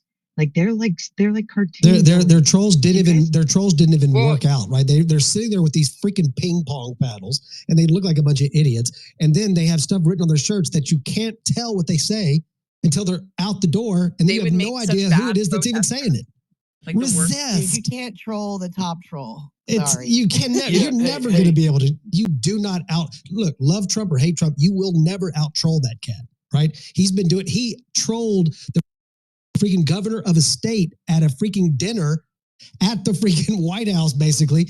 And he goes, "You're not going to do it? Well, we'll take you to go. Well, good. That'll be an easy win." Like it's too fast. Pocahontas to her face. She didn't even like scowl. She was like, "Yeah, okay, I accept this. This is my." She was clapping, wasn't she? She was sitting there clapping. Yeah, she was laughing. She special. She was definitely like fingered out there. What I want to know is the signs that said Musk steals. Like, what exactly is Elon Musk stealing? Right? If we're coming from a lot of perspective, They're limelight. That's what I've been asking, right? Like, he's legitimately the richest man in the world. Like, do you really think he needs your pocket scraps? He wants all of our information. They have all of everybody has all of our information. Everything is shared. Literally, there's data leaks on every major company all the time. All of our information's out there, right? Privacy sounds really cool to say, I just want to maintain my privacy and my information. Like, it's out there, bro. They're like, it's just mad because he's stealing back our money. Yes, that's what they're mad about. Of course, it doesn't even make any sense. You know, if we actually have livable wages, then what are they going to do? Guys, it's not universal basic income, right? Baby. Like, these people have actually committed crimes, and they're going to be held. Like, this isn't just like, oh, my gravy train's done. Like, this is like, oh, I might be sitting in a 6x9 cell. Adam Schiff would be a great place to start. I'm going to tell you that right now. His smug little face last night. I think that's a very good point. Okay. These people or someone's going to prison. Most of these people are probably worried about, every time they walk out of a bar, they're going to have a 22 caliber stuck in their brain. I mean, there's so much. You do not get this many house sales in Washington, D.C. Okay, that is a gross anomaly that just flew up. I mean, this is going to be very entertaining, I think. Well, I put down in the pill a bingo Gary, card. it wasn't. Oh, sorry, Kim. I was just going to say, Gary, it wasn't just the house sales. Like when you looked at the internet search traffic, the top searches were criminal defense attorney, Cayman Islands bank account, RICO cases, right? Like those were what people in DC were searching as they were putting their house on the market. Yeah. Right up. I think they're freaking out. They're like rats in a sinking ship. Yeah. Hey, listen, I know down there with her hand up so politely. Lou, jump in, please. Hey guys, yeah, I didn't want to interrupt anybody interrupting someone else, but hey, what I was going to say, we love interrupting that was people so that cute, interrupting Caddy. someone else. That was cute. So what I was going to say is I think that Trump lived up to his original campaign song, which was you can't always get what you want, but you get what you need last night, because they don't want what's coming, but we need it as a nation.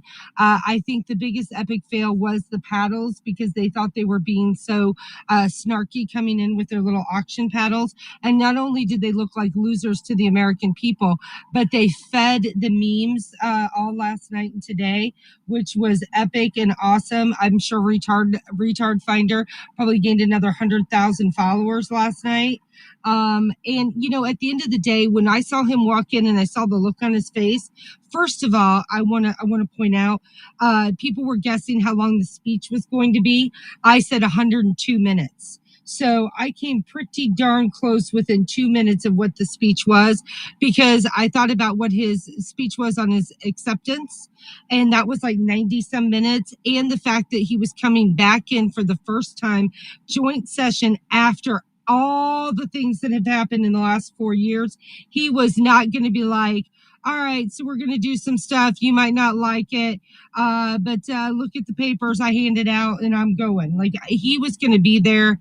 And I think that's why he turned around and said Pocahontas. What we needed was a new president, like all the mic drops, because he's like, we mean business. And he has 0 Fs left to give, right? Because he never has to be reelected again. It was an epic night. I mean, I was like, I'm kind of emotional, because it was everything I wanted to have happen when I filled in that bubble in November. It was everything I wanted. I want somebody to come in and say, you guys are full of shit. This is BS. We got to do this. Are you crazy?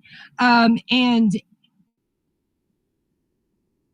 he cared. I felt that he cared about what's going on in our lives and what's going to protect our jobs and our communities and our nation, and not what the hell, wacko weirdo idea that the left has. It's like, we gotta be better.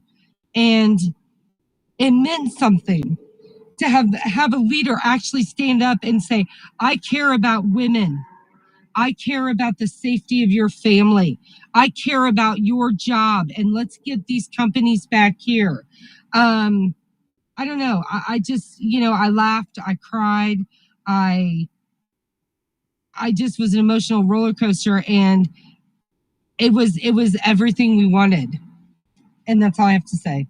So make sure you guys follow Lou. That's how passionate she gets. That's why I always invite her to these spaces, because when she comes up, she just freaking delivers it right from the freaking gut. I absolutely love her, Margot. I love that whole, it's kind of like that whole crew over there. They've kind of got their little shtick. We kind of got ours over here. And I love when we get to cross Marvel and DC, right? And anyway, it's just fantastic. That's cross-pollinate. That's exactly right. Real quick though, before we move on, Ian, I know you got to go to your podcast in a minute. I just want to give you a chance, brother, to jump in there and kind of tell us what you guys are talking about. tonight, and what we can look forward to. No worries. I've been having a great time listening to you all, hanging out. Lots of great ideas being thrown around here. I do need to run in a minute. We're just going to talk shit for the first hour or so and talk through the Rogan episode and talk some conspiracy stuff. And I mean, Dustin and Kyle know all kinds of cool shit too. So it's just going to be a fun tinfoil session and hang out for the first hour. And then we're having Dr. Robert Malone on in the second hour to talk about COVID and all things COVID scamdemic. So it should be a lot of fun. If anyone's free, come tune in. But it's also been a ton of fun to hang out with you guys here. Okay. So I appreciate that. One other thing too, I just wanted to say, I came back in when Gary was on a long discussion of the speech. And Gary, I thought you made some amazing points, man. Everything you said, I mean, I forget exactly, I won't be able to bring up exact points, but you were really on point with a lot of that stuff. That was great. Gary might be sketching right now. That's awesome, bro. Thank you, man. Thank you. No, I just think there's so much we can all do, dude. Like, you know. Exactly. We are the leverage. Change, right? And okay, so one thing in particular that you said, Gary, that I do want to emphasize is you brought up how in some ways, we have allowed this weakness to infiltrate our country. And that's not to blame ourselves and be negative about ourselves, but rather to inspire ourselves to be better, right? Because if we suppose we'd had a country where we had all raised strong young men and strong young women, we would have never wound up with that congressional situation. We would have never wound up with this kind of government. We would have never wound up in this place. And it's not our fault necessarily that all this has happened, but it is on us to be the solution. And so now is the time in this modern age where we all can do, because we all have our own talents and our own skills and our own lives, but everyone has a talent and a skill in a life. And it's up to all of us to become our best selves, to foster our own excellence, because that's how you get an excellent country. You don't get an excellent country by sitting around on your couch and hoping that a good government comes in and makes it good for you. You get an excellent country by being excellent citizens. And then we are the country. So let's make America great again by making all of ourselves great again. And that's all I got for tonight, man. Ian, I need to challenge you to cover the Yellgate story, please. The what story? The Yellgate story. Yes. Me and Jicky have been trying to whistleblow. No reporters. Yale has suppressed this so deep. They've even had 2 satanic rituals. Yale, the university? One of them, yes. What they were doing is, so the study that just came out, Yale Listen study, I was in it. They had certain people pick which biospecimens they collected on to show the amount of days the spike was prevalent on. But what they didn't include was the data of our other 4,000 vaccine injured participants, such as myself, who already have been diagnosed, have more spike protein. What they mentioned, they knew this, they still promote the fucking vaccine. And then they even say in their fucking paper that it saves more lives. No, what they're doing is trying to protect pharma. Yep. What they did with our information went to Hugo Health. It's a website. The website is now down. Now we have red cap. So what they did was they had all of us put our fucking medical records, data, etc. into Hugo Health website. They sold it off to the highest bidder, basically. Now we're locked out of our data. I can't even access my data. I've requested the IRB. I've requested the protocols. I've requested everything. I am still producing spike 1,520, 9 days now, 3 years, 2 months later. These people need to know this. The T cells are exhausted because there's IgG4 1 and 4 class switching going on. So the more you get, the more it knocks out your immune system, and then your body gets trained with that. So if you're exposed to mRNA or spike or the virus, which is also spike, or shedding, because nobody's safe, your vax status doesn't matter anymore. This is a huge problem. If this goes down, this domino goes down, it would take down all the corrupt institutions, anybody that was complicit in it. And it would really, really mean a lot to the vaccine injured and bereaved to have our voices heard. Yeah, so what? They acknowledge this in a paper. You guys have seen what it's done to us. My body is shutting down system by system as we speak to this day. We're up against the clock on God's time. I shouldn't be here for per science, but I'm still alive because God put me here for a reason. So I'm pleased requesting you, because you and Das, you are the best. You guys are unbiased. You only take the facts, the data, the evidence. You know what they did? They didn't tell me where my data went or who they sold it to or for how much. What they did was they shut me out, tried to silence me, bully me off the platform. Trial site news data, they let them write a paper. Well, I don't want to say a paper. Destiny had laughed at this because this is bullshit. They wrote that Jicky and I were nihilistic anti-vaxxers or deep state trolls.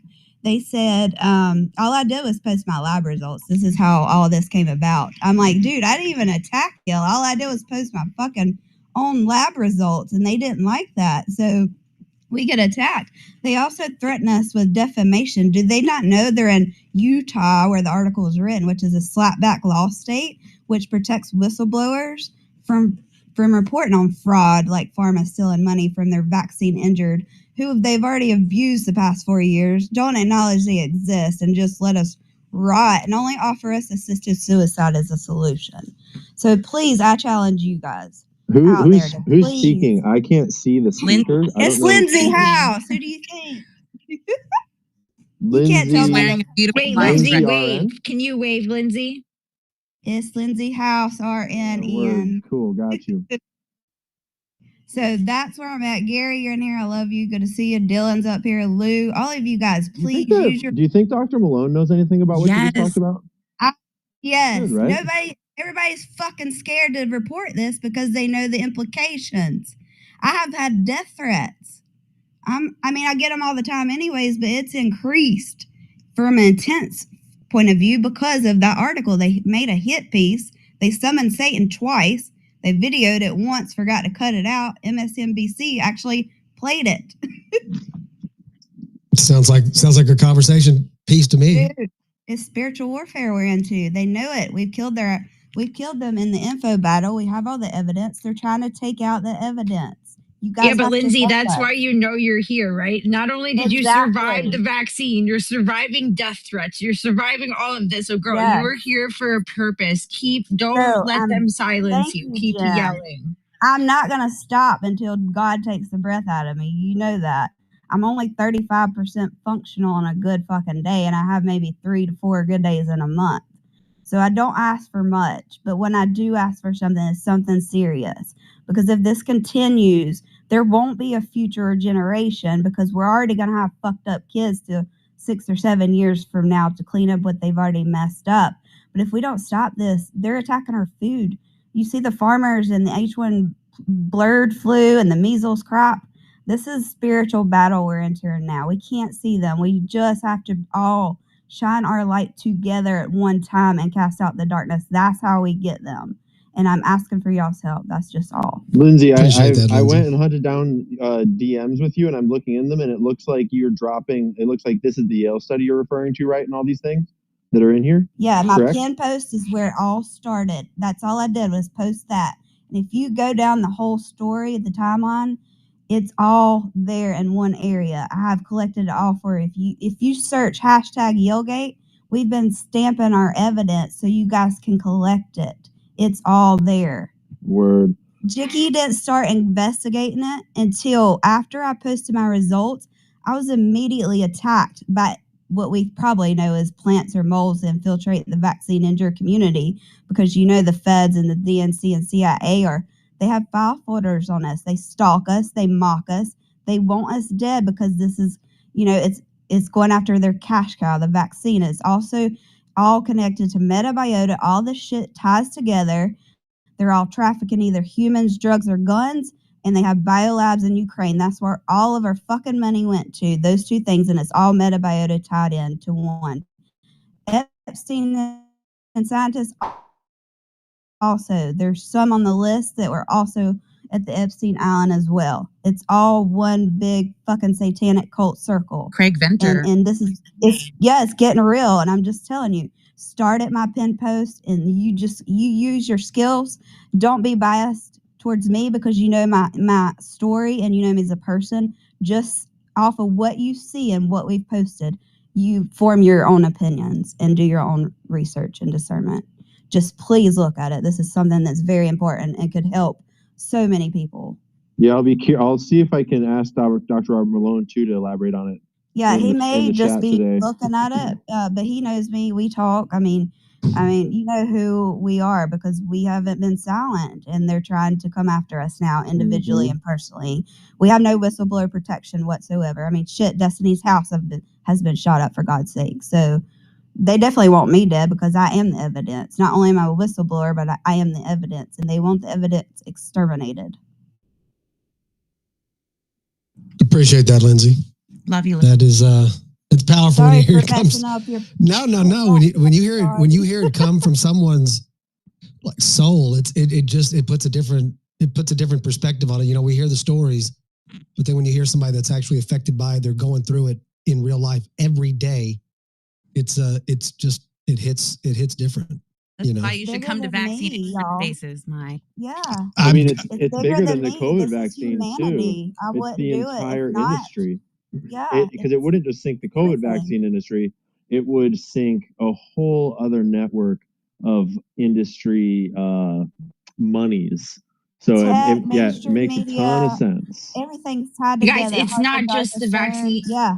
It's not just the industry, right? It was at the direction of our government and this world control that was trying to take over. It is larger than the vaccine companies. It was our actual government who did this and knew damn well it was going to depopulate, which they've I've been heard trying some to do recordings forever. of people from the Bill and Melinda Gates Foundation that aren't public yet, but there's definitely some much more nefarious things going on behind the scenes.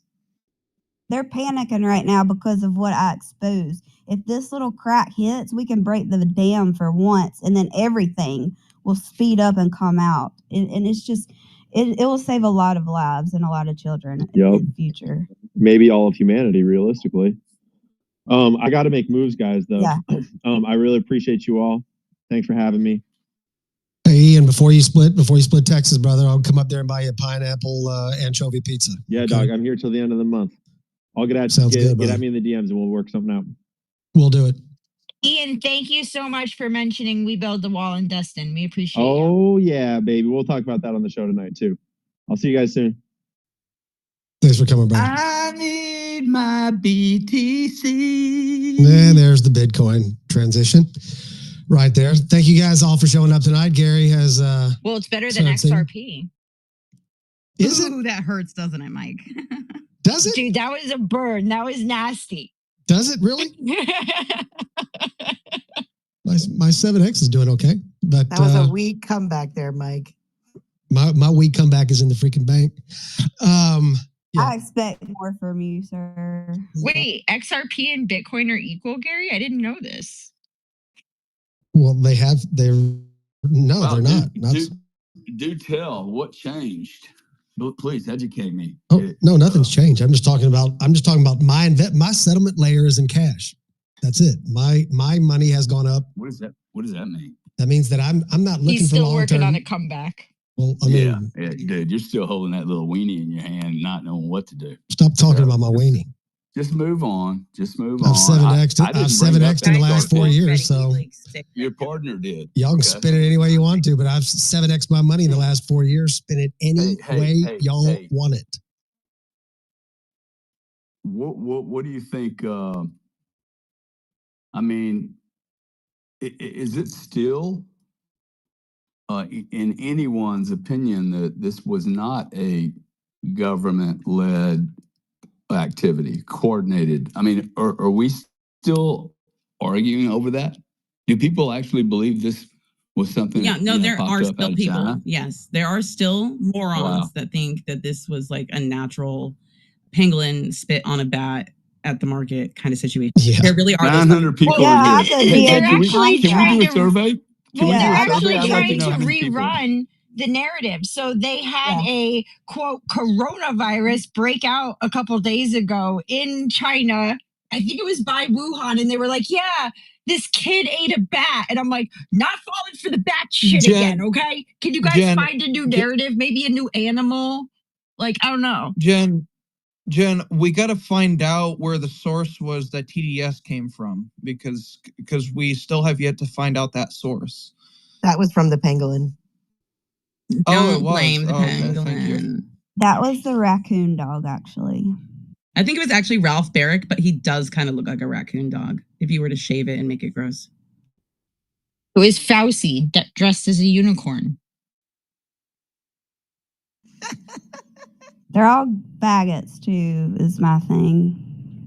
Does anybody Yeah, want to make a bet on whether or not honestly, Fauci goes Lindsay, to jail? that is so true. Like the amount of people who are like these quote tyrannical people, like McCrone, right? And all these people, and then you find out, like, oh, by the way, he bangs dudes too. And it's like, does everybody just bang dudes? Everybody Like, bangs That's dudes, the hell? Jen. Baphomet. I'm telling you, Yeah. it's messed up. It's the Baphomets, half man, half whatever, bull or whatever it is. They just want to be a woman. Yeah. Well, congrats, they're bitches. So, welcome to the club. Just stay out of my bathroom. 2 penises equal a bitch. Okay. Pussy power, we're Only if in they're control. Sorry, I was on the back channel. Let me. I thought you were giving me a where's my? awkward silence. Never mind. No, I'm not. I was looking up. I'm looking up some. I don't see Mike Bullish anymore. me He was. thinking you were like, He's looking up good comebacks. He's still looking for it. He's looking up micro penis. It's buffering like it's detectors. YouTube in 2007. It's so funny. Here's Jen with another comeback. She's so good. Yeah, let's go. Yeah, Give me a freaking break. Blech. Anyway, Your soundboard can't save you, Mike. it just did. If you knew anything about technology, Kim, you'd know it just did. Hey, be here all week. But anyway. Yeah, because so go ahead, Des. You're running the show. I definitely am. So since I'm running the show, everyone knows that Mike here, my co-host, even though I'm co-most, he is going to have to suffer and endure the wrath and the agony of never having a comeback and all of us immortalizing it in this recorded space. So I do hope you guys share it because I want everyone to see this happen. So please go down to the Purple Pill, share it out to everybody, your friends, people you hate, people that are going to be great at hating Mike, especially. They'll get a mic. Just, drop me a thumbs up. I got you. If you're going to shit talk Mike, it's first come, first serve. So let's go. Or you can just subscribe. Go to my freaking site, subscribe, 99 cents a month. You come in there in the after space after this, and you can make fun of Destiny with the rest of us because that's where it gets real. But somebody's never going to stab me in the back? My freaking cuz. My blood is in the house. What's up, cuz? That's right. I will never stab you in the back. That's my girl. Hey, cuz. Hey, Destiny. Hey, Hit Slap. How are y'all? So what'd you think? What'd you think, Savvy, about the speech last night? What do you think moving forward? How do you think the tariffs and this kind of this rough situation we're kind of in right now, how do you think it plays out? Oh, okay. First of all, much like many of us, I think that was the best presidential address I've ever heard in my life. I'd never tried to really make any sort of long form videos, but with his closing arguments and putting motivational music, I tried my hand at it today because I'm like, I never want to forget this. It was fantastic. Savvy, let me ask something real quick. Do you look forward when you get home from work to watching the news just to watch Trump talk, like press conferences, just generic things, like just? Here's the thing. I currently have a very, very, I work from home. So I have a TV in my living room and one in my office/bedroom situation. So it's always either on C-SPAN watching hearings or RSBN or YouTube, so I can see all the things at one time. And then I also have one on my laptop. So it's constantly it doesn't matter what room I'm in. Like State of the Union address night, every single TV is on, and my phone will be on Do Not Disturb. It's my favorite night of the year. But I thought it was absolutely incredible. When I was on here earlier, I heard someone said, like the Democrat Party is done. Yeah, they're dead. They're absolutely dead. They showed that last night. Another thing with the tariffs, I'm here for it because what those tariffs will do, it's actually good for the American small business. It will actually give them a fighting chance in our country, which a majority of them, they lost under the Biden-Harris administration. So this will give the backbone of our country a chance to succeed. And with all of these car companies, tech companies bringing their business to the United States, that creates jobs for the American people, something that we have so desperately needed to boost our economy. I think President Trump was resolute. I think he was very Trumpian. I am glad he went in there guns blazing. It was covered on I think one of the most important parts, and though we are all, we on X, right? We see a lot of stuff that normal everyday Americans don't necessarily get to see. The 3.5 minutes of him going through the wasteful spending, I thought that was so important, and I'm glad that he spent the time to do that.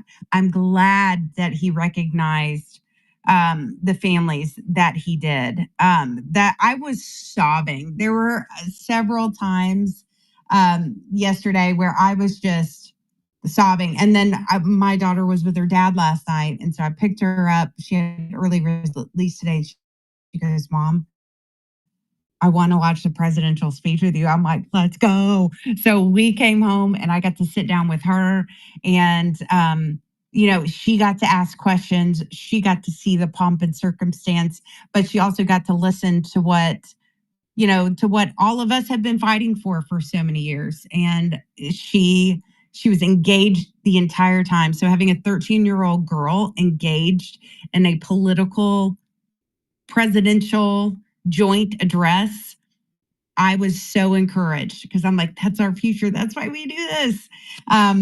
But I was on cloud 9. It was so hard for me to go to sleep last night because I loved every single thing about the speech. I love the fact that J.D. Vance and Speaker Mike Johnson were the two kids in middle school that your teacher would have to stop and say, "Am I going to have to separate you two?" Because of the looks and the laughs that they were sharing, behind President Trump. I liked that Speaker Johnson took the gavel and threw out Al Green. I know that they knew that was coming because the Democrat, they put it out there before that they were going to cause a ruckus. One thing I absolutely loved was at the beginning when this is going on, everyone on the right stood up and it was just chant after USA, USA, USA to drown them out. But I was very, very proud of Speaker Johnson doing what he did, taking to the gavel, having the master. Why am I losing my train of thought? Fortitude. Yes. Having him thrown out. I love the fact that you had a Jasmine Crockett. You had that other bald lady. I forget her name. They knew that their goose was cooked, so they ended up leaving anyway.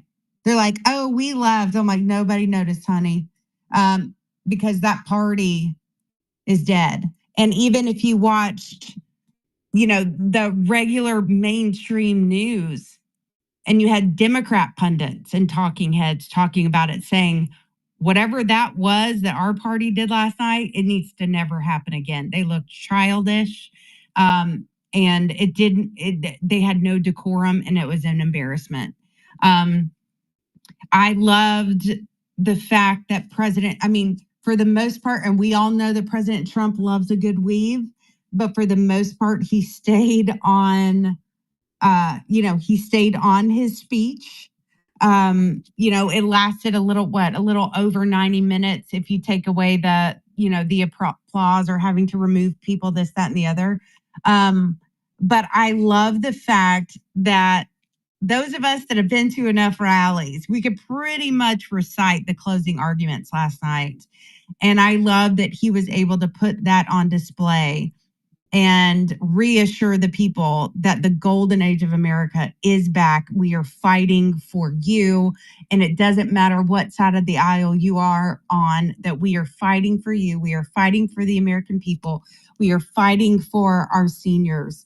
We are fighting for our military, for our law enforcement, for our first responders, for our kids, for the parents, which we all, I think, all fall into a group that, during the Biden-Harris administration, we didn't have a voice. And now that brave, patriotic spirit is back, and we have that with President Trump, with his cabinet that have been confirmed, with the fast pace that we are doing things within this administration. It was the most encouraging and exciting. I screamed like I did the savvy behind the president at the commerce rally several times. There were several times I cried. There were several times I'm like, "Go get him, sir." It was beautiful. I thought it was great. I love that President Trump was proud, and you could tell when he would step back and be like, "Oh, that was good. This one hit." But I'm glad also that it was on a world. It was on that speech was on a world stage, and I think it will not be forgotten. I mean, you just put it. You put it perfectly, guys. If you're not following Savvy, you got to. She has been. I remember, Sav, when you were going through. I don't think people remember when you were going through this election, man. Like, it was beating the hell out of you. It was 18, 19-hour days. Because a lot of people don't know, but I was the author of the battleground strategy for President Trump for Trump Force 47. And I didn't know we were going to use it until Iowa caucus. And then making sure that my baby that I handed off to the president, that I handed off to now Congressman Brian Jack, that it was taken care of. And my county in the state won the most Trump votes out of the state, which I was so incredibly proud of. But it was tough. It drained. I was in and out. I kept a lot of the health stuff to myself. But I was at the doctor's every single month having to get blood work, and my hair was falling out, and it was so stressful. But looking back, even though it was probably the most fun I never want to have again, but the most difficult job I've ever had in my life, it was totally worth it, because I can already see a renewed energy in America, in her people, in our elected officials. And now I'm already looking to midterms. I had to bounce off of this space earlier because I'm running for first vice chair of Gwinnett County to keep the momentum going, moving towards midterms, because that excitement isn't necessarily there on those during those elections. So it hasn't stopped, but I am just, it was hell. It was brutal. Well, it was absolutely brutal, but I'm proud. That's why I'm so proud of you, is because, if you think about it, and this could go to Kim and Jen and Lindsay with the vaccines, and Destiny with her, this is something, this is real life. And this is you making an actual dent in the way, in the outcome of entire groups of people, right?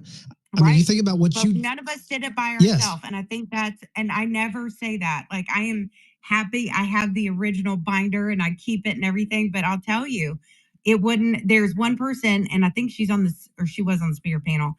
If it wasn't for Lou, because I had a discussion with her the day before I met with the president, and she goes, "Girl, you got to get this down. You have got to," she's like, "This is brilliant. You got to get it down to a 2-page bullet point, boom, boom, boom." There are so many people that helped me with this that a lot of people don't know about, but none of us, I will say, and I'm speaking for us, I hope, ladies, but none of us did it by ourselves. We have our lane, but we have all leaned into each other with support. Like American Mission, when I spoke in front of the most brutal school board to defend my daughter, I couldn't have done it without Courage is a Habit, without American Mission, Jen, Kim, and that entire group. I couldn't do it by myself. And I needed them for support, for that encouragement. Like the same with Lou. I was on the phone with her. She helped me get everything down for Trump Force 47. And I know so many of us have so many similar stories. And it's, as a collective, we have made an incredible movement, really really happen, and we've made history all together. It wasn't just one person. And this is what it goes to Gary's point earlier about people being out there like actually doing something. It was like when he was talking about church, because I wanted somewhere to go, so I started my own.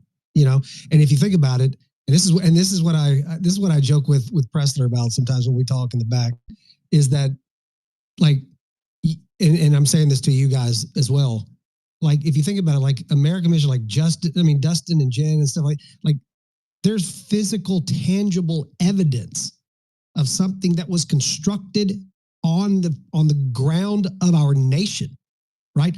And it'll go down in history as the wall, right? That's there. It's not going down, And then you think about like what you did in Georgia, it's like that you affected a state that literally went to Trump and affected the outcome of a nation, right? And like Lindsay, you're talking about just the fact that Ian was on here, and the research that you and Destiny do and stuff like that. Like you gave your pitch to Ian, got him looking it up, made the contact, and you're talking about making a dent in the physical lives of people in this country. We look back and we read about this stuff in textbooks, right? We're taught this stuff in school. And what we're doing right now is we're living with the people that are actually making these dents. I mean, I'm so proud to be in here in this space with you guys, because this is stuff that people will look back, depending on what thread is pulled on. One day someone in the future is going to pull that Pressler thread or the Lindsay thread or the Savvy thread or the Wall thread, and they're going to be reading about this stuff, and it's like, well, what was it like back then? Like those people were on Spaces, they were talking about it and they were doing it, and they just started from this grassroots thing up. And it just makes me really proud to be, hearing y'all's stories and the impact that y'all have made. I think that y'all should all be really proud of yourselves. This is not something you just did. It wasn't a job. You didn't just contribute. You made a physical dent in the direction of an entire nation. And you could say that this election, we could be like England had the cackle got in here, right? Had she won, we might be at that point. So you could say that it's changed directly. Well, Mike, We'd all be in jail. That point, I mean, the thing is yeah, we all stood up, but I think it's important to remember the environment in which we all stood up. Right? At a point where they were throwing people in jail, where they are literally subpoenaing you, indicting you, trying to take you out, trying to kill you, raiding you. All of these things are happening, and they're telling you if you raise your voice one more time, like you're going to get arrested. And still not to steal a Democrat's term, but still she persisted, right? Like we were like, no, that's so true. Like, you know what? That's great. You can try to arrest us, but we're not going to stop letting our fellow like countrymen know what the hell is going on. And no threat of imprisonment or death or anything like that was going to stop us.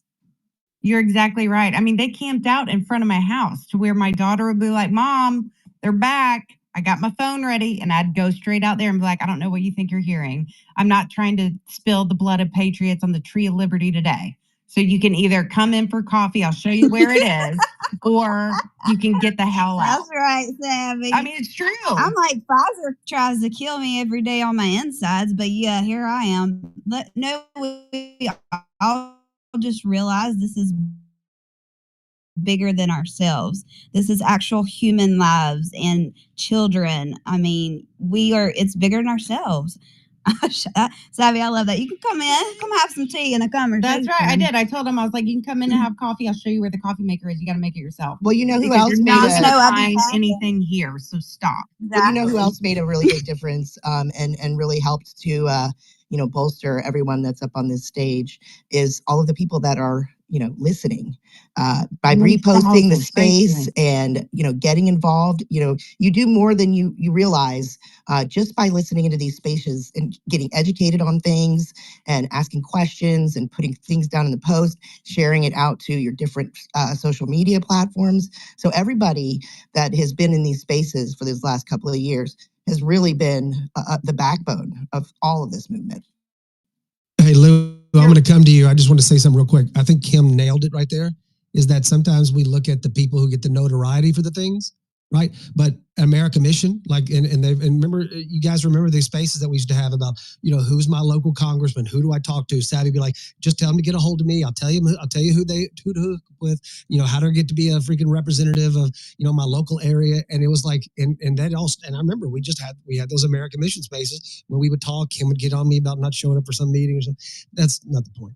But it was like, that was it. And then people would get involved and they would make phone calls. And I doubt that everybody realizes the impact that they had that they didn't even know they had. A phone call that got someone to vote a certain way, a phone call that got them involved, and the impact they had on somebody. Like this is exactly how it works. And it happens because of the people It only in the takes spaces. 50 phone calls to make a difference on a federal level and 12 to 15 phone calls on a local level. So think about that. And those phone banks were working for a while there. They were, you know what I'm saying? I mean, Vinny was outside working, he was walking the streets and people were making the freaking phone calls, and it was something else. And right now, as of today, Donald Trump is the president of the United States of America. And freaking, that's amazing. God, thank you, God, that you turned your head, brother. Because you, like I've said it before, when you turned your head, you turned this entire nation.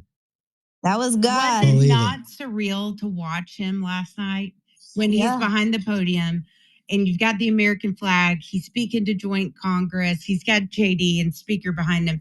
That was such a surreal moment.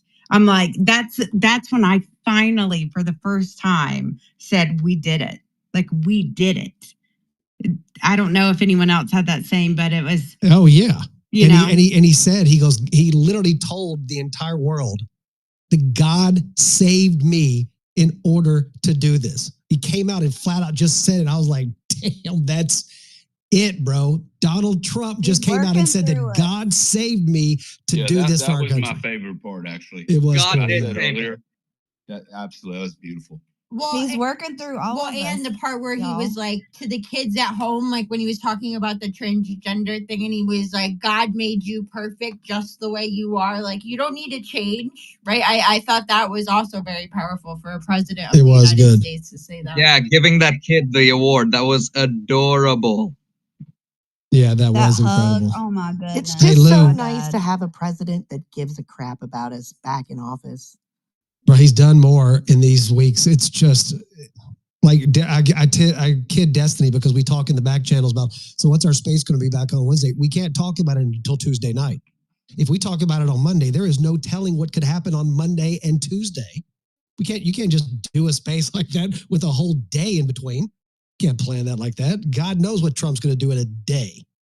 So it's kind of funny. Lou, Savvy was blowing you up. She was tooting your horn earlier. What you got to say about your girl? Yeah, I just want to tell you, Savi, thank you so much for, the accolades. And when you were talking about people hunting you down. So do you and Jen, and I know Jeanette's in here, do you guys remember when we were the Trump ladies and we were going after DeSantis girls? Oh, and yeah. they were trying to dox us and all that stuff. That was fun. Oh my gosh. It's so amazing when you think back to all the crazy stuff that went on. And I was like you last night. I just said that we did it. Like, go team, because we made this happen. Like, we made this happen. Like, everybody in this space, everybody that we know, we made this happen. And I think it's the first time that he actually spoke there since, his last term. And it was just phenomenal. And, sometimes I get to pinch myself and be like, this is real. But at the end of the day, everybody came together and like we worked towards a goal and like go team, because we made it happen. And the last thing I wanted to say was, and I forgot to say this earlier, was can we get Joe Wilson to rescind his apology? He had to apologize to Obama for saying you lie. And what I saw last night was way worse. And I think that he should rescind his apology. And I think that we should censure everyone who got up and walked out and did shenanigans, in my personal opinion. I think they should definitely be censored. I think what's his name? So do people know what I'm talking about? So back when Obama did State of the Union or a joint session, Joe Wilson from South Carolina, when he was talking about you can keep your doctors, yelled at you lie, and That's people right. had a freaking fit over it. And then you look to see what we saw last night as a ugly display of decorum. Give me a freaking break. Rescind that apology. Screw him. Yeah, it's a good call. It wasn't even. It wasn't. You notice how everybody else shut up. The moment that Green freaking left, it was like they all were like quiet. Like they had to build back up to where they gave the grunts right even when he was talking, because that was. I thought Johnson looked good last night, man. I thought him and JD were both like, hey, yeah, and again, I'm not a fan at all, but I don't think Pelosi liked that crap either, man. Like I don't think that's not really her style, you know. I don't think Nancy knew where she That's was. totally her style, dude. She's total white trash. Are you kidding me? Yeah, She's the one that she doesn't do the decorum stuff she inside tore there. up the speech, remember? Yeah, that's true. She's a complete cunt, bro. I thought she was going to whack him with the cane, to be quite honest. Yeah, I don't know. I know that Jeffries didn't want to be, and that in the past, Pelosi has shut a couple of those things down. Maybe I thought, well, maybe she just chews on her lip all the time, right? The hell is that in her mouth that she's chewing on? I don't understand what that is. That's alcohol withdrawal. She's fainting. Yeah, she is. That's my assessment. Well, let's get to a couple more of these hands real fast, and then we'll see where we're at, and then maybe we'll get to that after space a little bit, the subscriber space. Hey, Mike, I got to drop out because I don't want to be talking while they're doing the Maha podcast. Well, I was going to drop you anyway. Gotta go, guys. Bye. See you, Jan. Thanks for showing up. Thank you. Bye, Jen. Bye. Go team. Go team. Let's go to Rusty and Prometheus, and then I'll check in with my co-hosts and see where they're at, see how they're doing, and then we'll see if we're going to keep it going or shut it down and go to the subscriber space. So let's go to Prometheus, and then we'll go to Rusty after that, and I see David's in the house. Prometheus, my man, what's up, brother? Sup, Mike. Thank you for having me on as always, brother. What an epic time to be alive. No, I'm deeply optimistic. Not just from like shallow grounds. It feels like it's grounded in deep truth. And like just even the announcement of the crypto reserve, which I'm sure Gary can tell us a lot more about. And good to see you as well, Gary, and Destiny, and Lindsay, and everybody here. Great to see everyone, David, Southern, all friends and familiar faces here, and even Ian and everyone who came and before. Like we have a remarkable opportunity, but it's kind of like we've made like Normandy, Mike. Like we've got the beachhead, right? We've got our guy on the side of like how to win this war. We've won a critical battle, but we're still a long ways away from having won the war.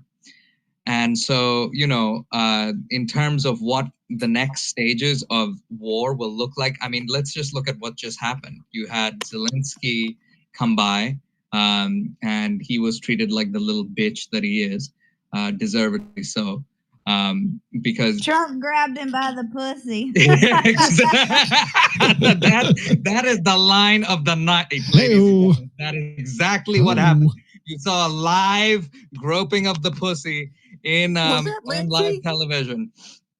And I grabbed Pharma by the balls. Yeah, exactly.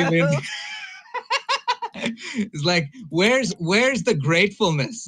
We've sent you hundreds of billions of dollars to fight a war we're not, our citizens aren't directly involved in. But anyway, like, what else are you gonna get from a guy who's like high all the time and siphons half that money into whoever's pockets, right? Like all of that hopefully is going to get exposed through Doge, which has been doing remarkable work.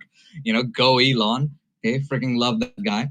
It's not perfect, nobody is. Okay, that title belongs to Jesus alone. Okay, but we got to pray for all the people who are trying to do good in the world. Okay, and stop just being like little bitches from the side. As the great American president Roosevelt, I believe, or it must have been Roosevelt.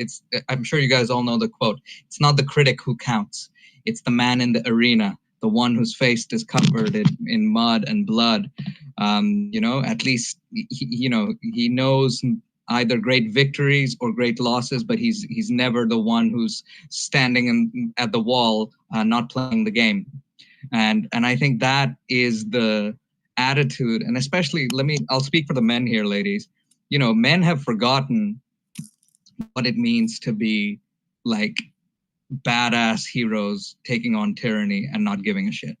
To some degree, it's coming back. That spirit is coming back. We're absolutely seeing it with Trump and Elon and a lot of amazing people who are in the front lines now.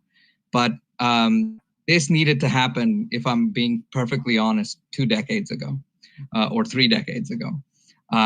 This political alignment, it is happening now because people are realizing, hang on a second, we've allowed vaccine injury of our children and the rise of autism to go on. And by the way, vaccines do cause autism. That's right. Prometheus said it. Okay. I don't give up. Okay. I second that. And it's 1 in 36 children now, and that's up since 2020. I wonder why. Yeah, exactly, Lindsay. I mean, look, if you mix mercury with aluminum, which are both adjuvants, whatever the hell that is, inside these things, that you put inside a babe, a freaking kid, okay, of like 3 months, 6 months, a year, okay, before their system has barely acclimatized to this fallen world, right? They were in heaven just up till now, just getting all that wonderful nutrients from mama, all that love, okay, and all of a sudden, where the hell am I? And here we are, adulting since. But but like from that, how do you expose them to metals? Freaking metals. And when you mix aluminum and mercury, just go do this as a chemical reaction. This is high school level chemistry. I have a high school level chemistry degree, okay? All right. Not a chemistry degree. I did chemistry in my old A levels, I suppose. But you get that thing becomes like this, like it becomes like a much larger structure. It's like a foam that expands. Mike, you've seen these videos, haven't you? It's like when two things collide and then they expand, right? Like, I don't know if you've ever seen that, but anyway, it's when I hit the boxing bag, I hit it and then it just explodes and then it collides with the wall and everything comes down. It's like that. That's science. That's more of a physical reaction, my friend. I'm talking about a chemical one. But it's kind of metaphor too. I'd like to, because it doesn't really happen like that, but whatever. Okay, how about a Mentos that gets put inside a Coke bottle? Coca-Cola. Right? Got you. Now we're talking science that the crowd can understand. Okay, so that's an example the crowd can relate to. Not mercury meeting with aluminum, but yeah, it's something. My imagination was me having sex with this beautiful redhead that was 5'9", and you guys come up with some kind of kaboom-a-rooma. I'm so right, Tammy. Yeah, I'm lost too. Yeah, by the way, what's happened to you? Brunette, blonde. I'm not racial. Well, that's a good thing. Gary, you need to go to the Philippines, my friend. You will find a fantastic. Hey, Prometheus, go ahead and just wanted to check back with you real fast. We're going to get to a couple of these hands, but I wanted to give you an opportunity to kind of. No, just to land the plane here a little bit. First of all, everyone listening, okay, I hope you're retweeting the space. We have these like very open discussions as a result of Mike and Destiny being so courteous and giving us this platform. You guys are freaking legends. Love you guys. And more importantly, look, the more we talk about the blatant truth exactly as it is, no matter how ugly, we give ourselves a chance, okay, to fight the demonic machines we're up against, okay? We're kind of joking around with this whole mercury and aluminum stuff, but if you see how that thing expands, and then you imagine that inside a child's brain, it is no wonder that you see the levels of autism that we do, because it actually impacts the neural circuitry. It cuts off connections in certain, it goes past the blood-brain barrier. I don't have time to get into all of that right now, but we have an HHS secretary who cares, okay?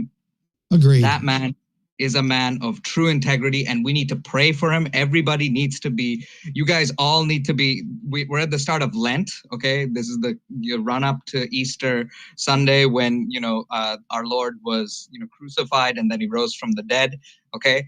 I encourage every one of you to get in your prayer closet, pray and fast, folks, because here's the thing. Here's what they don't teach you in Bible school or whatever else, okay?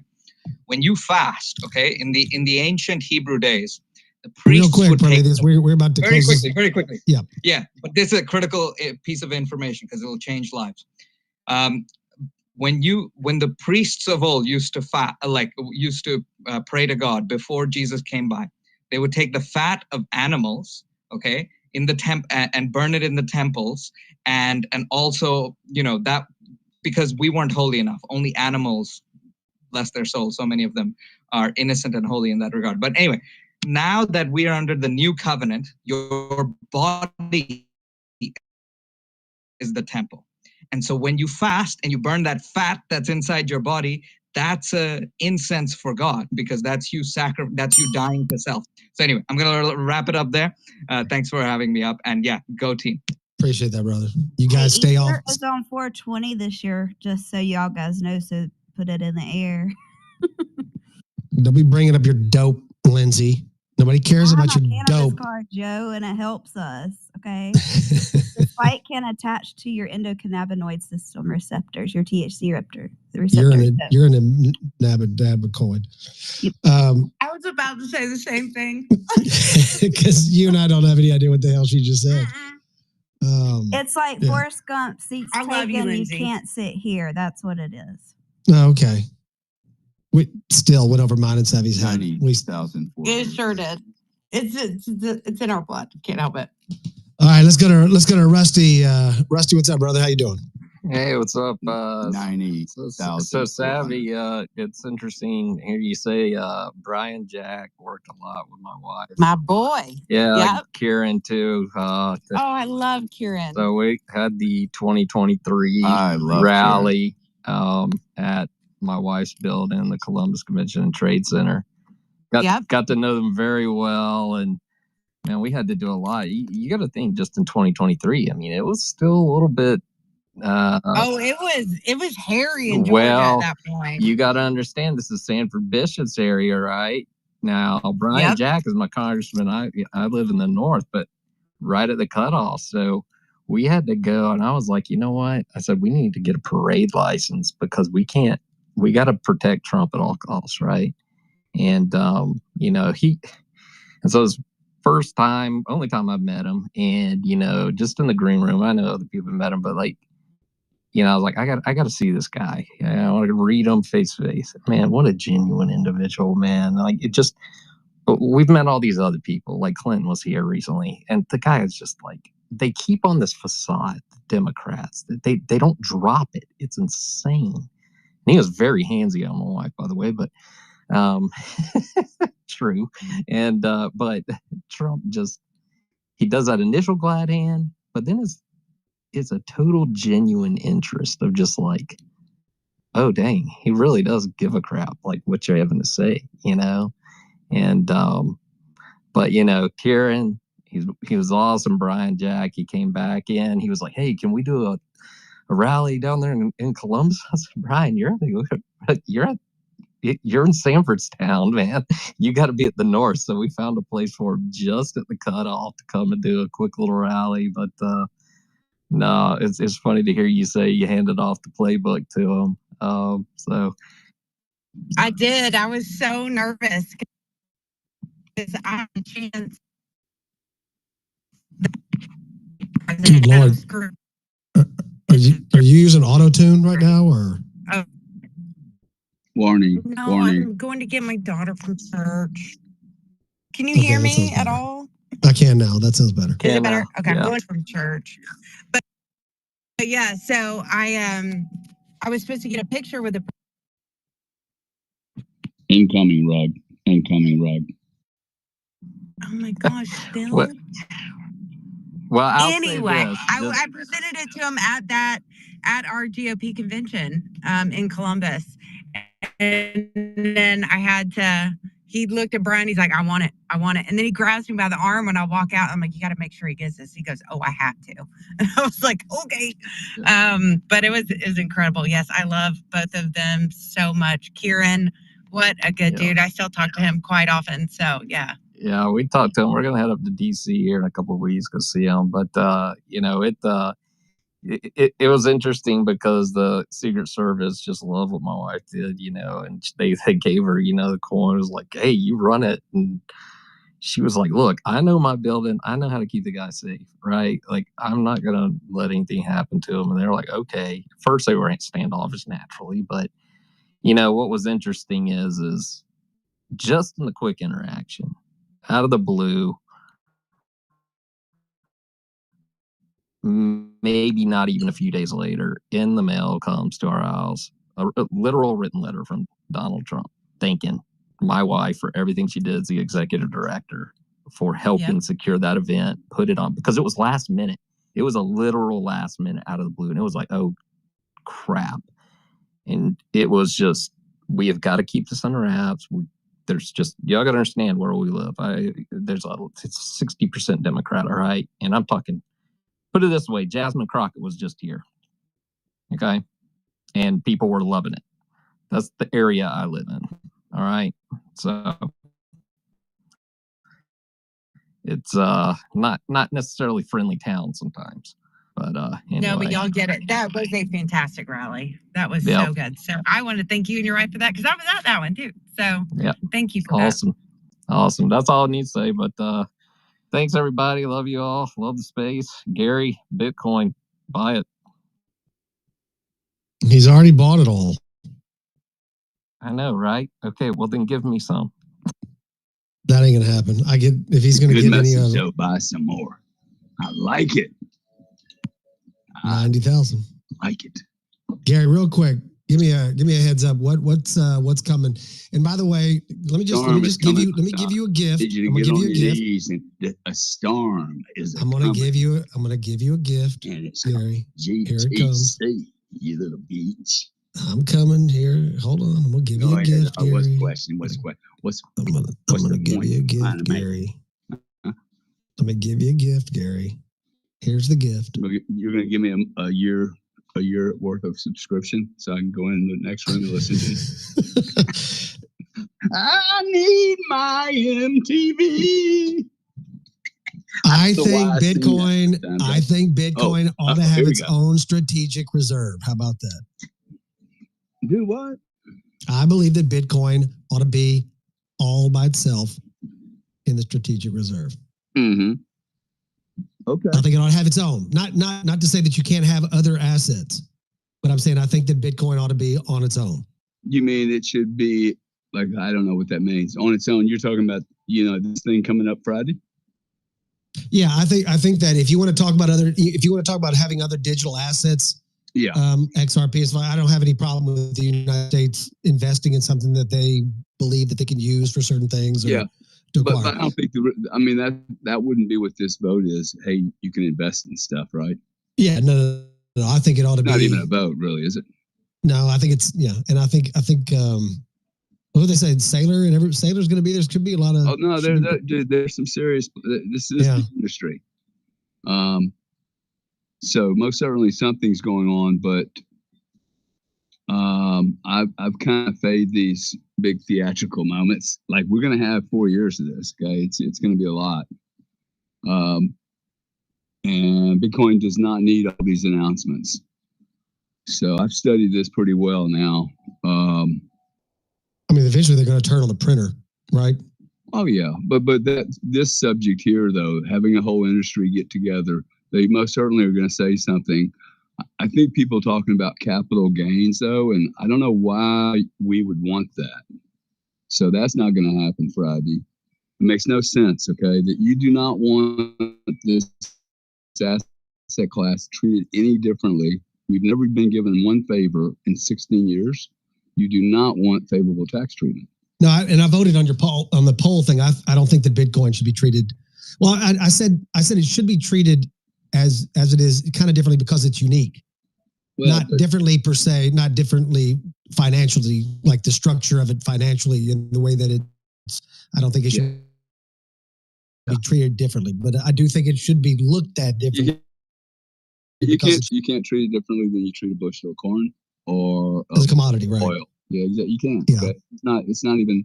So I don't think that happens. It would require Congress, and so, but they can make a robust announcement, and the greatest minds in the world are sitting around Trump right now, and they've been plugging on him for 6 months. There's no way not to be bullish with the people he just put in office, right? I mean, you've never seen any of those people before. I mean, to me, it's always the proof in the pudding, right? So I added probably 10% to my stack in the last 4 days. I did it all over the weekend, really. Bought in the 90s and then bought all the way down into the low 80s. Yeah, that had to feel good. Gary, do you need a sugar baby? I can't do much. I'm betting couch bound, but I can send you pictures of my feet and me brushing my hair and cussing out Big Pharma.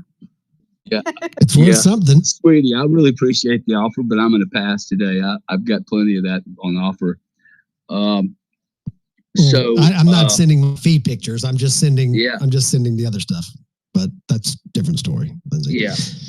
Yeah. Me and Mike spend a lot. Needs a real life. Yeah. So, man, I don't know. Do I feel good about it? Well, it's 90,000 right now. It's easy to say I feel good about it, but I'm more interested in learning how to benefit from this volatility that everyone seems so scared of. I look as an opportunity, and I just like anytime it retraces 20% off its all-time high, I start to look at buying Bitcoin. And now we're at 23%, or what was. Isn't it weird though? Isn't it weird how just quote the other day, 69,000 was like unreal. Like that was just wow. Yeah. And when you're sitting in the 45s, right? And you're thinking, man, what if it goes back up to 6? What if it hits an all-time high? And now it's just dropping into the 80s. Well, see, there's a good point, right? If you would have bought it the 2-year high ago, and I know you're trying to close the room, just tell me to shut up, but if you would have bought 20% off the high, let's call it 65. That's the most high. That's ridiculous, actually. But what is that? 13. So 55,000. If you own $55,000 Bitcoin today, you would not be embarrassed. No. Okay? And by the way, like when you compare it to real estate, you're not going to buy a piece of real estate for less and hold it less than 4 years unless you're just flipping deals. So you look at that kind of return, you're like, dude, like really, I could buy 20% off the tops.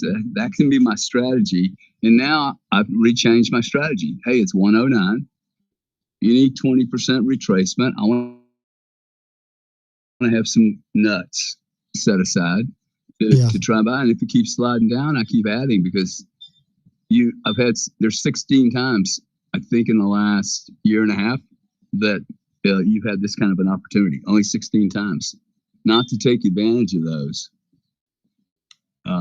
Which is why I don't think the price can go to the point where some people say it can, because I just think it would get scooped up too fast. You mean go down? No. Yeah, I mean go down to nobody's going to let it go at 30,000. They're going to buy every freaking piece of that. Bring it, man. Bring it. Now the capital gains, by the way. Whoever thinks that is a good idea, I would implore all of you people to actually think about what happens when you drop a domino like that. Okay, first off, you're treated differently immediately. Like, oh wow, where'd that new rule come from? And we don't even need it. You don't want the fucking government in the business, dude. Second thing is, you would have a 20% down day the next fucking day, in that moment. Okay, because you would have people with 10,000 Bitcoin bags at $30, $300. It would be like, whoa, no cap gains right now. That will not forever be the same. I'm selling. They will dump everything they have, dude, and reset their basis for sure, because every tax guy will say dump and reset, right? Because you don't know what the next administration is going to do. That is a fucking catastrophe. In any talking head that thinks that's a good idea, you guys should just actually unsubscribe, because they didn't think it through.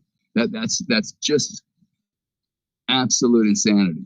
Not to mention that it's like you're trying to get treated differently. I don't even get who's driving this tax play.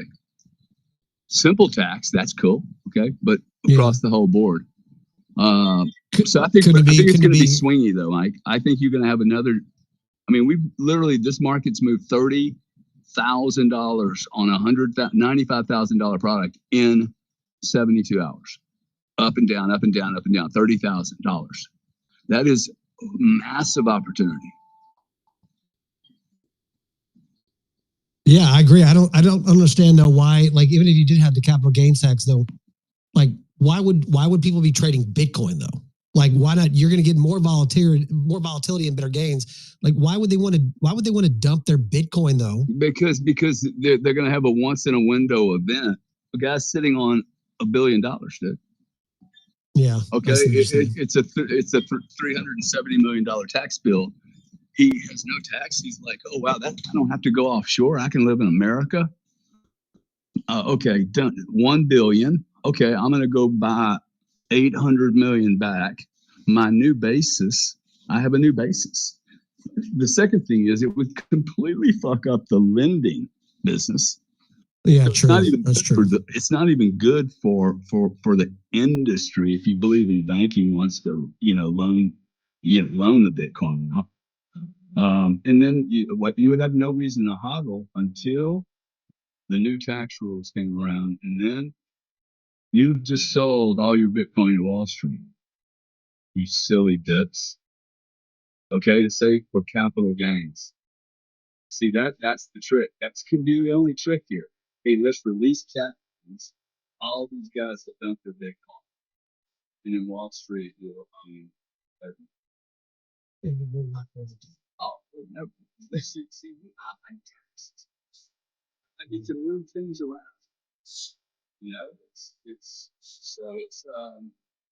Anyway, it's going to be fascinating. I think this week's going to be. I mean, I have no idea what they're talking about doing, but there's a lot of players there. I would tend to sell like any kind of hype here. If you're a short-term trader, I just think selling right into that news, though, it seems to get a little hypey around this crew. They do take marketing to the next level.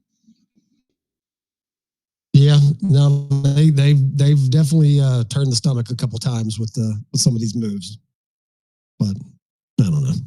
I guess we'll figure it out. Eventually, the bull run's going to come, and it's going to be. And any idiot can make money in a bull run. I'm just, I'm excited for that to finally get here.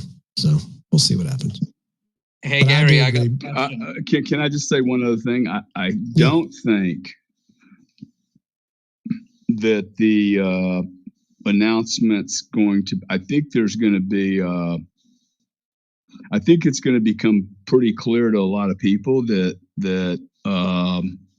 not everything's going to be seen between that Bitcoin's going to probably have some kind of unique role, and I think that I think this could be painful for some of the alts really, because I think it's just going to be fluffy, a fluffy announcement, because there's just no way. It's just no way that something that was being argued over 18 months ago that was security is going to be part of the Federal Reserve. Okay, it's just not even like you're going to lose that case the moment it goes to Congress. You can build a case on one awesome product that's got a big old market share. That's the other thing. Okay, it's a $2 trillion market cap. These other ones are 300. I mean, throw all four of them together, and they don't amount to $1 trillion. And that's going to breach every CFO. That's going to, like, every treasury guy is going to be like, you're doing what? You're putting a tiny little micro cap industry into the fucking Federal Reserve? Are you crazy? Yeah, no, that's what they're doing down here in Texas. They're putting a cap on there where basically only Bitcoin makes it. Which yeah, I mean, I see your point. It's SOP, man. That's standard operating procedure for any kind of financial. This is the way Wall Street works. I mean, they won't even be able to, like, per their covenants, the board wouldn't be able to vote on an investment that didn't have a market cap identified. I mean, they literally go, hey, this is the market cap you can invest in. Nothing. Yeah, no, the only reason I see them actually, and again, he just gave them an order to do something, to investigate something. It doesn't mean that he can just, single-handedly place these things in that deal. You know what I'm saying? But what I'm saying, that the only reason I think why I think Bitcoin ought to stand alone is because it is the only one that's been proven over a course of time. And I think the reason why the other ones were mentioned is that maybe there's some kind of specific use case for something. You know what I'm saying? Like, and I have no idea what it is outside of just the things that each one of them offer. Yeah, but, you know, I think that's why I think it's going to be a little fluffy on that stuff. Hey, we're going to rebuild the crypto system and blah blah and stable coins and rah. But at the end of the day, I think Bitcoin will have its own little position. It doesn't need it. Yeah, I think so. But look, we're the only country in the world right now putting this much attention on it. I just don't know why you would trade against that if you're in this thing for next. Well, if you were looking at it like a house investment, 4 years, you're like, shoot, this is the best trade in the world. So great pricing, in my opinion. And I think we're getting ready to see some real action. Yeah, and we'll look back and say, you remember when you could have bought it at 90? Oh, bro, that most certainly, that most certainly will be the case. Okay, it won't be very far from here. This thing hits 130, 128. 95 looks so sweet. It's unbelievable. I just ask everybody, just imagine that. Okay, Bitcoin's at 128, which is about a $2.2 trillion industry. No $2 trillion industry in the history of mankind has ever failed. Once you get the inertia of $2 trillion industry, it ain't failing. So imagine, you're at 128, 130, $90,000. Wow. It just looks like, oh my goodness, I could have done that. Yes. So we'll most certainly get there, man. Yeah, no, I'm excited. However it plays out, I know we're at the beginning and we're at the absolute, just 1 percentile of all this. So yeah, it's exciting. I'm glad to be on the journey with you, brother. However it turns out, I think it's going to benefit a lot of us. So it'll be, you guys are not, if for those in the room who are not following Gary, I don't know how it is, but if you're not, don't be dumb. Go ahead and hit that follow button and subscribe to Gary and make sure you follow him around like a little pup. You'll learn a lot of stuff. So, but before we go, we got a couple hands. Let's get these hands up real quick. David, I'm in with you. Let me go to Robin first, and then we'll check in with my co-hosts, see how they're doing, and then I think we're going to go ahead and wrap it up. So, Robin, jump in there. How you doing? Yeah, UK here. Britain, where we're not allowed to speak. We get locked up for Facebook. Be careful now. They might be listening to you, brother. Look out now. Listen, I'm an XRP maxi, right? I've been into Bitcoin since it was 6,000. I tried to convince all my co-workers to get Bitcoin when it was $400. And one of them was mining it at $400, and he got 25.25% of Bitcoin, and he sold it a week later. And I contacted him last week. I said, hey, guy, what did you do with the Bitcoin? And he sold it. I said, you could have had 25 grand in your back pocket. What are you doing? Right. But I just want to flip over to the Ukraine thing, right?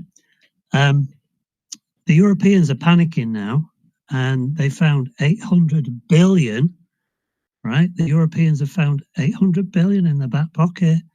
Germany's got 500 billion. We've also got 300 billion frozen Russian assets. So all the Europeans are going to pay for that war. But Trump, the thing is, you might not like Trump, but he gets the results. That guy has flipped the whole world upside down. So when Trump won, I was jumping up and down. Because we needed somebody like this to turn it all around, right? And on Friday, he's going to turn it all around again with the crypto summit, right? And which coin did he flag up on his first True Social post? XRP. XRP, right? I know, baby. I know. I try to throw that in Gary's face all the time.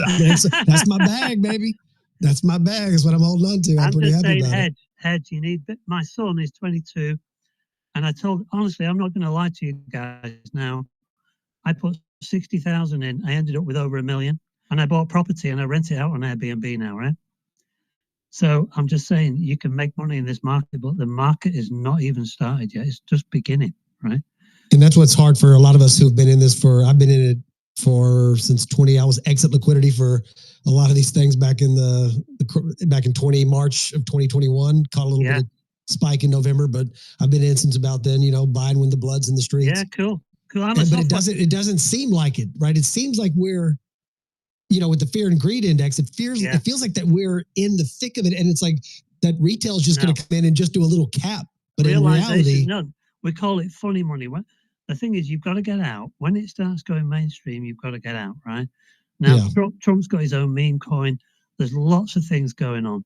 But all I'm saying is hedge. You need Bitcoin. You do need Bitcoin.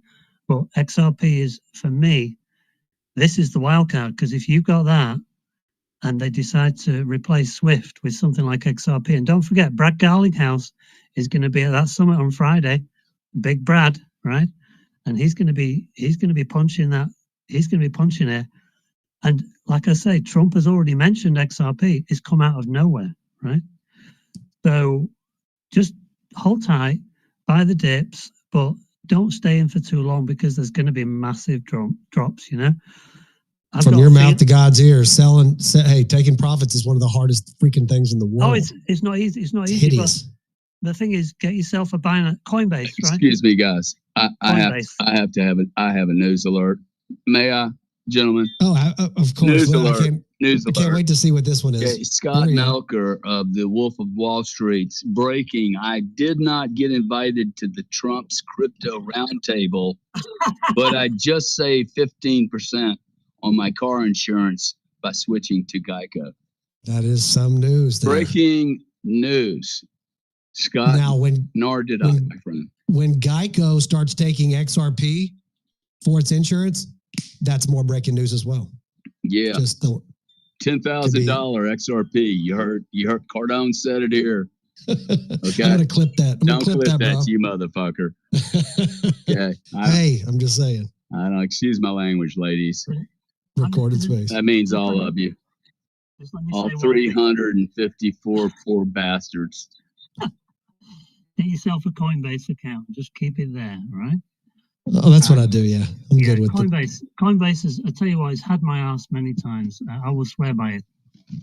And I'm glad you said that, because I'm a Coinbase guy too. It's the chosen one. We all know it. You're a cornhole, bro. I'm a coin hole. You're a cornhole. Coin hole. You never know what a cornhole is. You hadn't been in Louisiana in years. Destiny, you know it's true. You know it's true. Destiny's coughing her lungs up in the background. She has no idea what's going on. Oh, is she? No, I'm messaging MikeMac. Hey, dude, you starting to suck on the cough syrup? Is that your go-to now? No, but I did get the cough drops, the elderberry cough drops. Oh, yeah. I mean, it feels like razor blades in my throat, though. I'm not gonna lie. I don't know if I ever had COVID, but if this was COVID sucked. Well, you're either having too much oral sex or too little. That's the diagnosis. That ain't a diagnosis. Let's move on. Celibate. You guys are crazy. I need my MTV. XRP. Robin, go ahead and finish up real quick, and then we're going to get to the hands, wrap this thing up. Yeah. Look, all I'm trying to say is, look. Wow. This is a good time. This is a good time, right? And make sure you've got hedge yourself. Get some Bitcoin, get some XRP. Don't worry about World War III. It's not going to happen. Trump's not. Did you hear what he said there? He said, when he was shouting at Zelensky, he said, "You're gambling with World War III, right?" He said it twice, right? He's going to stop it, right? He will. Yeah, Trump will take care of it. He will stop. Trump will take care of it. That's all I want to say, guys. That's all I want to say. Appreciate that, Robin. Good to have you in the space, brother. And we're every Wednesday night at 6 p.m. Eastern, Eastern time, 5 o'clock Central. I gave you guys a follow anyway. Please follow me back. Sounds great, brother. Appreciate you joining us. Absolutely, Robin. I'm also in the UK. Let's hang out sometime, bro. Yeah, sure. Let's get a couple of these. Robin, tell what's his name? Starmer. Tell Starmer to suck my dick. This guy is a radical left-wing lunatic. Tell him he can suck. Hey, hush, Gary, stop talking like that. What's wrong with you? He's a radical left-wing lunatic. Gary, I will quote you. Well, y'all can do it in your own channels. Don't do it in this channel. Okay. Wow, you just muted me, man. I know, because I don't like that kind of talk in here. What kind of talk? Mike Mac, But you know real what? quick. What Give us a picture. what did we say, man? What did I watched Robin say something wrong? I watched Trump's speech, and I was laughing at, I call them the demon rats. They're all sat there with their stupid cards, and Trump is saying, "Look, you know, you let all these people into the country," and he's pointing at them, and he's, you know, he's on fire, man. The guy is just amazing. I love him. Yeah. I get the longest. I get the longest comments when we're closing down the space. Well, but Every you know, time. because It's you know, devolving. the family comes out at the very end, Mike. When it's tough for the parents, Destiny, you too. When you have to just give that extra hour and a half because the children have come alive and we want attention now. I see that. We're ready to play. Yeah, I'm going Itch. to put y'all in y'all's Come room. on, Uncle And Hitch. I'm going to take away. Mike. You and I'm can't gonna let take it away. go. Like two people that don't have Come on, kids. you guys repost this damn room. Maybe the parents will stay up. They're not going to have sex anyway. I'm Because going to take away y'all's BTC. That's what I'm going to do. David, jump in there. Then Chris, y'all have 60 seconds apiece. Go. What's up, What's up, brother? bro? Good, man. So I'm just really happy about, you know, the new health plan we have, Medicare. I'm gonna live to 300. I was really good news I got last night. It's a good possibility. I just got to keep myself agile. You know what I'm saying? Just keep moving. So that was probably the best news I got last night. And man, Bitcoin's killing it, man. That's it. I mean, listen, how can you not be happy right now if you're in Bitcoin, right? I feel bad for, you know, I got a decent soul position. I'm not sure about that, man. I'm kind of skeptical, but we'll see. The only time you lose is when you sell it, right? So, you know, I've gone through a couple ups and downs, and so I'm not going to lose until I sell. And other than that, I think Trump, you know, he gave me 60 seconds. that's not you know, I've been waiting for an hour and a half, but it's all good, man. I'll take it. Yo, David, that's always perfectly true, though, because you do have like opportunity costs, right? The opportunity cost is one thing. You know, it is true. You don't take a loss until you sell. But the opportunity cost, if you know that one train's getting ready to take off and another one could be a laggard, that's a real cost. So is that a trader comment, Gary? He's saying put Solana into Ondo. He's not a maxi. No, I think there's that you're right. You don't take a loss until you sell it. That's true. But I don't think that's the only part of the story. There is an opportunity cost. If someone, for instance, were to know that, hey, I'm most certainly want to 1 point convert this to Bitcoin.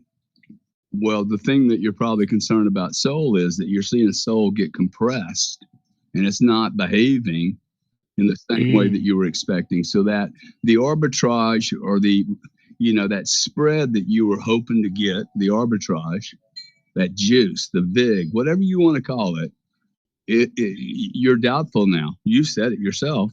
That means it's contracted and you're like, shit, I don't think I'm getting paid enough to be off the Bitcoin train because I could have just bought it at 82, right? So you're at 182. You could have bought it at 82, and right now, Sol sitting at what? 147. Yeah, 147 off 125. You know, but like you're like, I know it's, you know, you look at that and you go, ooh, 82. I might not see that one again, and you might see it again.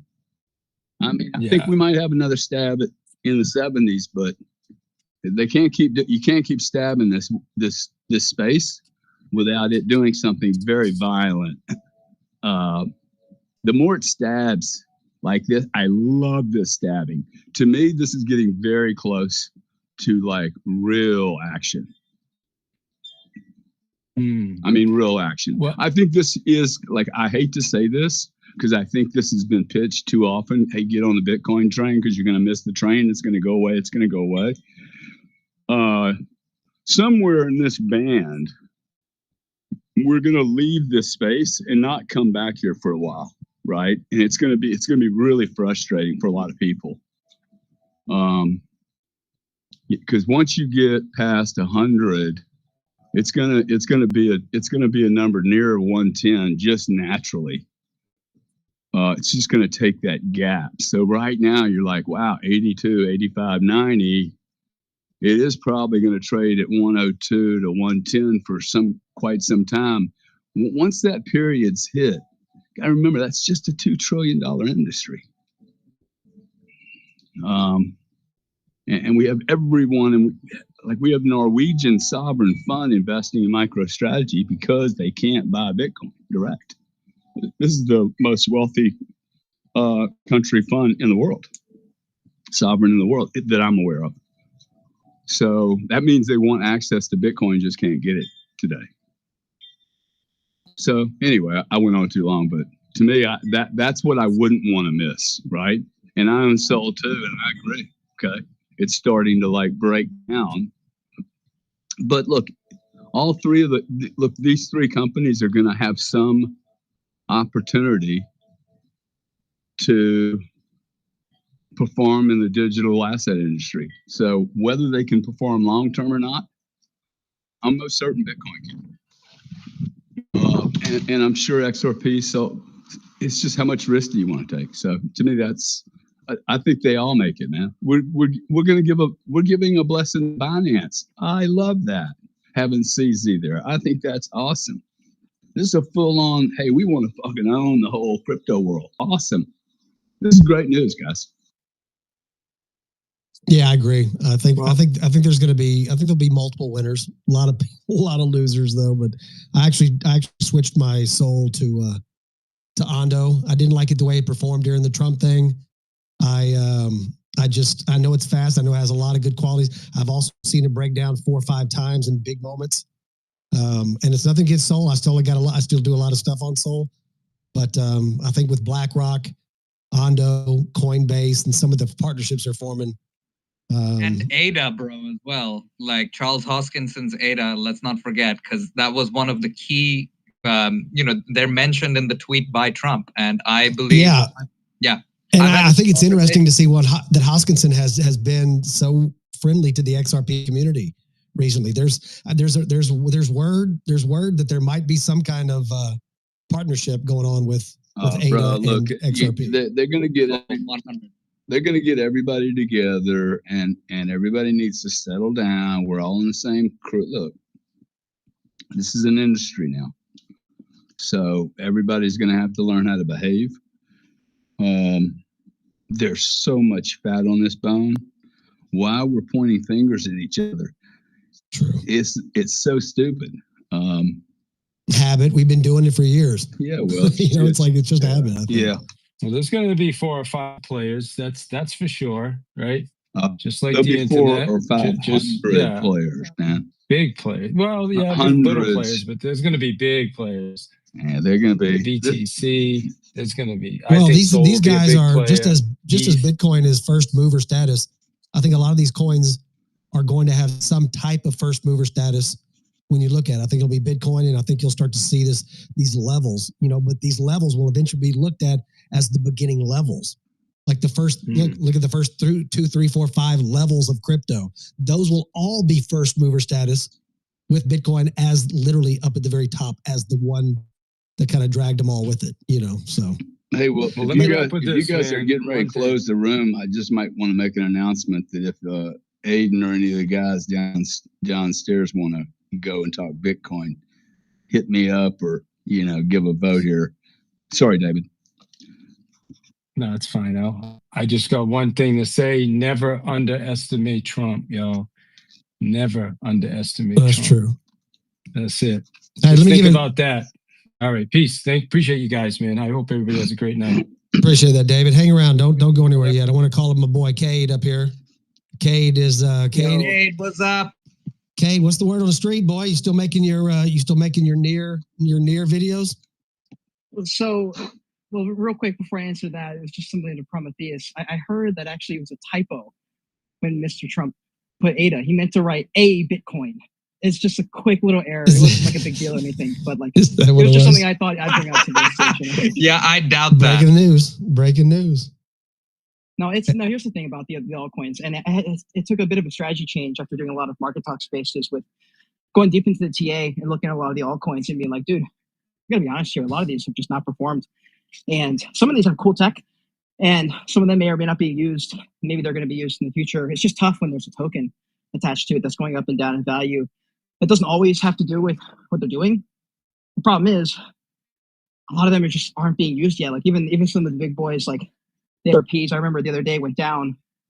Bro, I didn't hear about it at all. I was like, is anyone using it? Because people should have been screaming from the hilltops. And so that's the tough part, is it's tough to pull the token and say, is this worth it or not? I've always been ultimately down with Near Protocol just because the founders, Ilya and Alex, are gigabrains. They're deep in the AI world from well before crypto. The token just hasn't performed. We can be honest about that. It sucks. But to be completely honest, I mean, my entire crypto bag is 99.8% Bitcoin. And the rest of it's in cash. I've been waiting for a while, and I have started DCAing, even though I think it's possible that we keep going down with Bitcoin. Dude, honestly, it's y'all spaces who keep talking about Bitcoin more what and do we more. gap down to, man? You sound like you're a smart guy. What do you think we could gap down to? Well, for about 4 months now, I've been heavy cash, or no, about 6 months I've been heavy cash. I would love to get my cost basis down into the 60s again and get an average of that kind of price. It sucked because I really started to understand Bitcoin in like the 40, 50K range. And it makes me so annoyed. But I sold Bitcoin at like 103 just to get into alts and get like lose 30% of my value. And that's when I was like, okay, this is not good. And full disclosure, when Trump's pasture guy prayed over the inauguration and then dropped Bitcoin, I think I even said it on Spaces, I sold every position I had except for Bitcoin. And so I got to rethink this altcoin thing. Yeah, bro. Smart. Wow, okay. I did not know that, bro. Dude, this can be torturous. Yeah. It has been, no doubt. Yeah, it is a tough pill to I swallow tell you right what, now, if you can learn that lesson just coming into crypto, like based on what the story you just said, everyone is going to pay some tuition. But if people just listen to that one story, you do not need to do that. Okay. It would be like trying to pick two wild what's a good word for the stallions? Two wild stallions in the middle of woods, forest, ranch, massive acreage. You're trying to handle Solana, switch over to Bitcoin. I mean, both of them are fucking colossal redheaded bitches on a bottle of whiskey, right? Both of them, and alone. And you're trying to straddle both of them. It's a disaster. Yeah, I love hearing these stories though, man. Thank you so much. So you plowing in right here, or are you going to wait till you get the 60s? Because I don't think you see the 60s. We'll see what happens. I did start my hope DCA. you got a lot I told of myself, money. I wouldn't call myself even close to wealthy or anything like that, but I do have a pretty large cash position. But I did start with a pretty healthy amount of DCAs. Once Bitcoin touched 85 or 88, that's when I was like, okay, I told myself I'd buy in the 80s if we ever touch it again. At 100, I said that. So I'm not going to go against my word because Bitcoin is something I see as a retirement play. But I would like to get my cost basis down. I can't tell you how much regret I feel from selling Bitcoin when it's so nice seeing that average in the 50s. And I know a bunch of people in here have probably gotten, their Bitcoins in the 4 digits or like $10,000. That's obviously the goal, to get as much as I can. But man, I mean, these markets are brutal. I've stopped trying to predict things. I'm pretty much just going reactionary now. Every time I try and predict, we just get wrecked. It goes the opposite direction every time. Like we've got this, I'm not sure what you probably talked about it, but something's coming Friday with this crypto summit. I have no idea what to expect from that either. Well, it's volatility across the board, just in these announcements and all that kind of stuff. But Kate, I just want to say this: if Michael Saylor is correct, which I can tell you, he's one guy. Every time I listen to him, like I just get pumped about Bitcoin. I'm not gonna lie to you. Like the dude just freaking pumps me up about Bitcoin. But if Saylor's right, let's say and Bitcoin eventually hits $1 million, let's say the next, I forget what his timeline was, but it's probably going to be faster than even what Saylor says it is. It's probably going to be that fast. Then it's not going to matter if you got in at 60 or 80, right? No, you're absolutely right. And I'll say this. My way of making up for my sells is I got my mother to buy, I think, $1,000 or $2,000, $3,000 worth of Bitcoin. I locked it up in her Coinbase. I changed her password. I said, you're not touching this until we are well into the You locked your mom out. I love it. I did. And so was my dad. I told him, I was like, look, ETH is cool. Cardano is cool. But just hold this Bitcoin thing. And I know I told you to buy these altcoins before. I'm so sorry. I was like, just buy this Bitcoin. Don't touch it. And sorry, I'm running out of breath. I'm on the bike right now. Me and Sam are at the gym. So I saw you at a space and I was like, it's been too long. I got to jump in here. Well, tell Sam I said hello. I will. Sam, Mike says hello. Mike Mac. Huh? Mike Mac says hello. I'm on the space. What's up, Mike? He says, what's up? What's up, brother? Well, I would just say this. I think alts are going to have its day. I think that, look, we just had a big retrace. Ondo's already up over 20% today. Again, I think it's the big boys. Like if BlackRock, if I hear it doesn't matter what I think about BlackRock. If BlackRock's involved, then that's somebody I'm going to look at because they have what, 10, 20 trillion dollars basically under management. I'm not going to look away from that. And I do play some of the things in the hundreds, some of the, but I do, and I like some of the fine. I like Coinbase. You're a junkie, okay? You're a degenerate I'm a junkie. little bitch. You like to gamble on it. But it's a little bit of that, yeah. There's a little bit of that. You like the juice. But I like, it's true. Another It's side, true. Gary. Some of these alts are going to do far greater multiples than Bitcoin. There is no doubt about that, including ADA, right. I would say, and XRP. Well, the thing is, though, is if you have too big a bag of these guys- alts, though, we're going to hey, cancel each other out. All you guys tell me that. Just introduce me to 3 guys that I can have a private conversation with that has more money than I do based on running that strategy. Because I can't find all these people that got so rich running this strategy. And I should be able to meet them, right? I'll introduce you to Charles Hoskinson gladly. Dude, I know Charles. I can call him right now. He made money. He launched. No, dude, we're comparing traders to people launching projects like that. That's not what I'm talking about. I'm not a trader. Exactly. I do not trade. I hodl, but I don't trade. I mean, I might move a few positions here and there, but I don't ever do the technical analysis and say, this is a double top. Like, I don't do any of that stuff. I just hodl and wait. And once I get to my stop losses and it gets to my selling points, then I'm going to try not to be greedy and I'm just going to let it take over by itself. I'd say I'd be happy at this point, let it sell, take that profit, put it into Bitcoin. That's just kind of the way I put it. That's kind of the way I see it. One of the things that we had in a lot of our spaces, we had some traders on who were just super high level TA. Got them a couple of them on stream because I was like, okay, these guys clearly know what they're talking about, and I don't. And so we looked at some of the data because I was like, yo, there's got to be an altcoin play. Like, there has to be, right? He was like, well, pretend you're like in a horse race and you've got one horse way ahead, the Bitcoin, separate from the pack. But Sam, what do you want? Hold on. And you've got these other horses who are way behind. 2 or 3 come out ahead a little bit. The rest is just way behind. And he's like, you could jump from your fast horse onto a slower horse and work your way down. But why would you ever do that? And he was just looking at the data. And he was like, think about the big money when they come in. They're going to look at this horse race. They're going to see one clear winner, Bitcoin. They're going to see options to get in, Bitcoin ETFs. And they're going to see everybody else and say, I don't know. I guess I'll throw up a little bit of money. But dude, there's a clear winner here. And I remember like months ago, people were thinking, dude, this could be the cycle where Bitcoin puts the others to shame again and separates itself from the pack entirely. And if that's the case, these altcoins might have these 2, 3, 4 week, maybe a couple months runs. But even as a trader, a lot of people think that's the time period we're talking about, bro.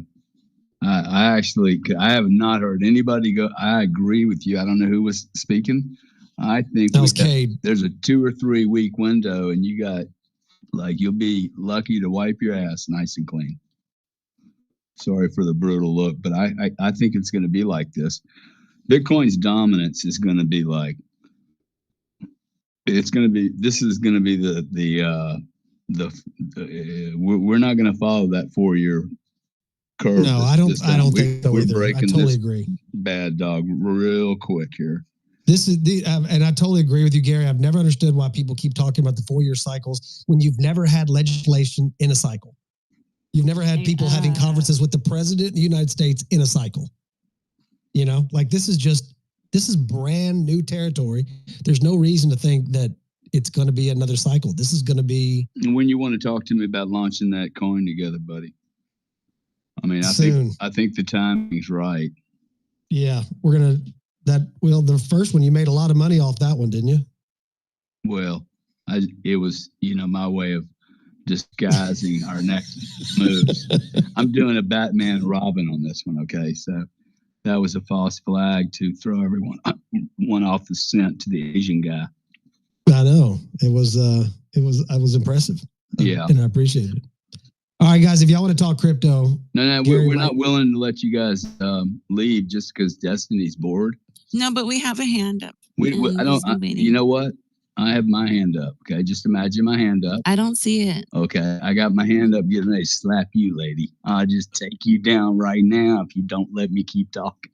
Gary, don't hurt that shoulder. You don't want to hurt. Don't hurt the tennis shoulder. Injury. Just kidding you, Desi. Desi's a tough chick. Oh, I know she is. Hey, Chris, go ahead and jump in there, bro. Chris, there he is. 59 seconds left. 50. No, you've got 5 minutes left. You want Chris, me to this take, is your space, bro. Some more time, Chris. I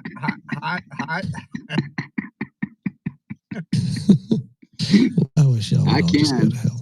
I had an 8-hour space yesterday, Gary. So That's ridiculous, Chris. Grow up. Chris, Nobody does 8 Chris, hours space. what were you talking about? Lovely hanging out with you guys. we were talking. Later, brother. There are pictures down in the pill, and we were talking about eye syphilis. I saw that. Yeah, you said me and Destiny need to do a space on eye syphilis. It's a real thing. They got billboards in Baltimore, and then Chicago. Well, what do you mean eye Cleveland. syphilis? What do you mean? Syphilis in your eye. You were serious about that? That's real? I'm serious as a heart attack. Syphilis. You mean what? When two eyes copulate with each other? I'm talking about the disease syphilis in your eye. That's what I'm talking. They got billboards at bus stops all over Washington, D.C. I've been eyeballing some of that syphilis. Go look down in the pill, Gary. Look at the billboards. Look at the bus stop. Look at anything, man. That's ridiculous. How can he look at it? How can he look at eye syphilis? That's how you catch it. It's warning you. Oh no! To go get tested for eye syphilis. The fog. So Mike's best friend, Gabrielle from Houston. Word.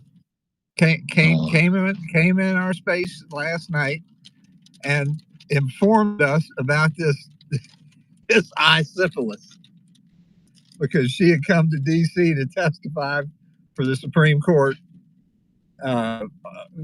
for amicus brief. It's nasty. And she said she saw all these signs, and on the bus at the bus stops for eye syphilis. Maybe that's what Destiny's suffering from right now. That's why she's got the eye syphilis. And so how would that even make sense? I don't know. I think that we need to dig into this, because Gabrielle's point was all these signs that are up all over the country about eye syphilis are part and parcel to what the president was talking about in wasted government funds. Because have you ever heard of eye syphilis? No, I told you I thought it was a joke. Well, I have a client who is a retinal surgeon, one of the best on the East Coast, and he told me that he had a case in the last 30 days. Chris, did you say retinal or rectal? Retinal. Gotcha. Is that freaking Hitch doesn't say a damn word for 3 hours? And he Don't comes be in so with the childish, man. No, why do you always have to bring the maturity down so much, Hitch? It's because I'm low IQ, Gary. You should know this by now. I know. I try to keep everything mature, and then you throw me an oddball like that. I thought we've had this discussion before.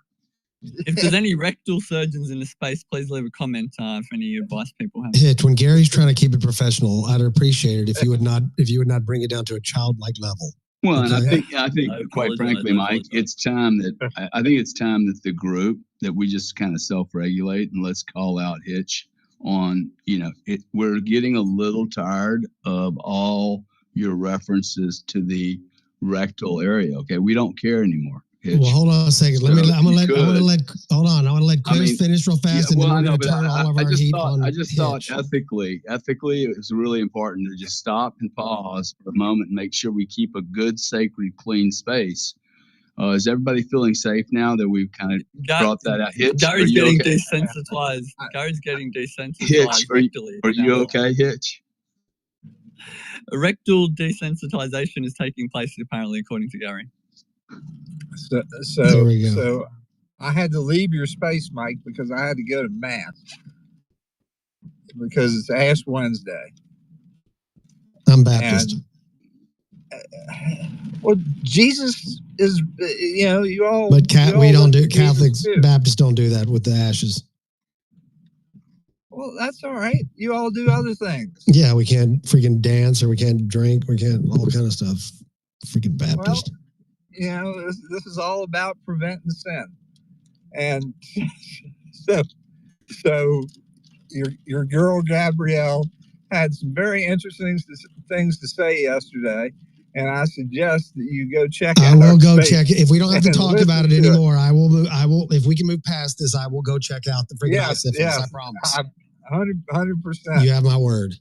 And I just I wanted to say that Say Something is the best space on Wednesday night, and God bless you and Destiny for all the hard work that you do. And Hitchlap, it's wonderful to have you up from down under. I know y'all have had a rough summertime with all the storms around, but I'm thrilled to have an opportunity to speak in this space.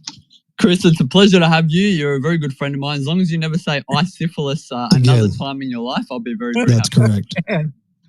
Chris, I'll tell you what. Come to we're going to do a quick subspace after this. Oh, and is I'm going to it let you come in there. subscriber time? Can we go to subscriber time? Can we? Hitchlap, mute your little boy. Love Hitch, you. Chris, come in there. We're going to talk about eye syphilis in the subscriber space. Okay, we're going to start off with that topic. I will never mute Gary ever. No. All right. Well, God bless y'all real good. Thank you for your space. Thank you for being brave to talk about cutting edge things. Appreciate and God bless Mr. Cardone. I grew up in Southeast Louisiana. God bless the Cardone crew. Absolutely. Dark MAGA with an Elon Musk scent. Okay, try to top that, bro, and then we're going to close this thing out. It's just a quick question for Gary. I just had seen it. It was a Sunday church. I didn't know what the stream was. I only popped in for a little bit, but I was curious on what kind of things you talk about in that. So off base. It was just a random question I had since Gary's on stage. What do I talk about? I mostly no business. Let's talk about what I don't talk about. Zero business, and please, the other Sunday, I mean, the market started going crazy, and I'm just sitting here talking about something that's really, it was quite a challenge for me. And I will answer your question, but evidently the market was exploding with the news of this crypto meeting. And all I'm getting in the comments, I'm talking about, trying to become a better person. Fucking XRP is exploding and blah, blah. So I don't know where I was going with that exactly, but I talk about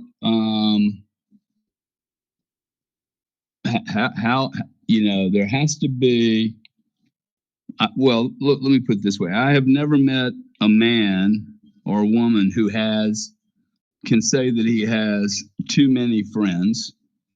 And I've never met another human being who has too much wisdom or knowledge, if they're really honest.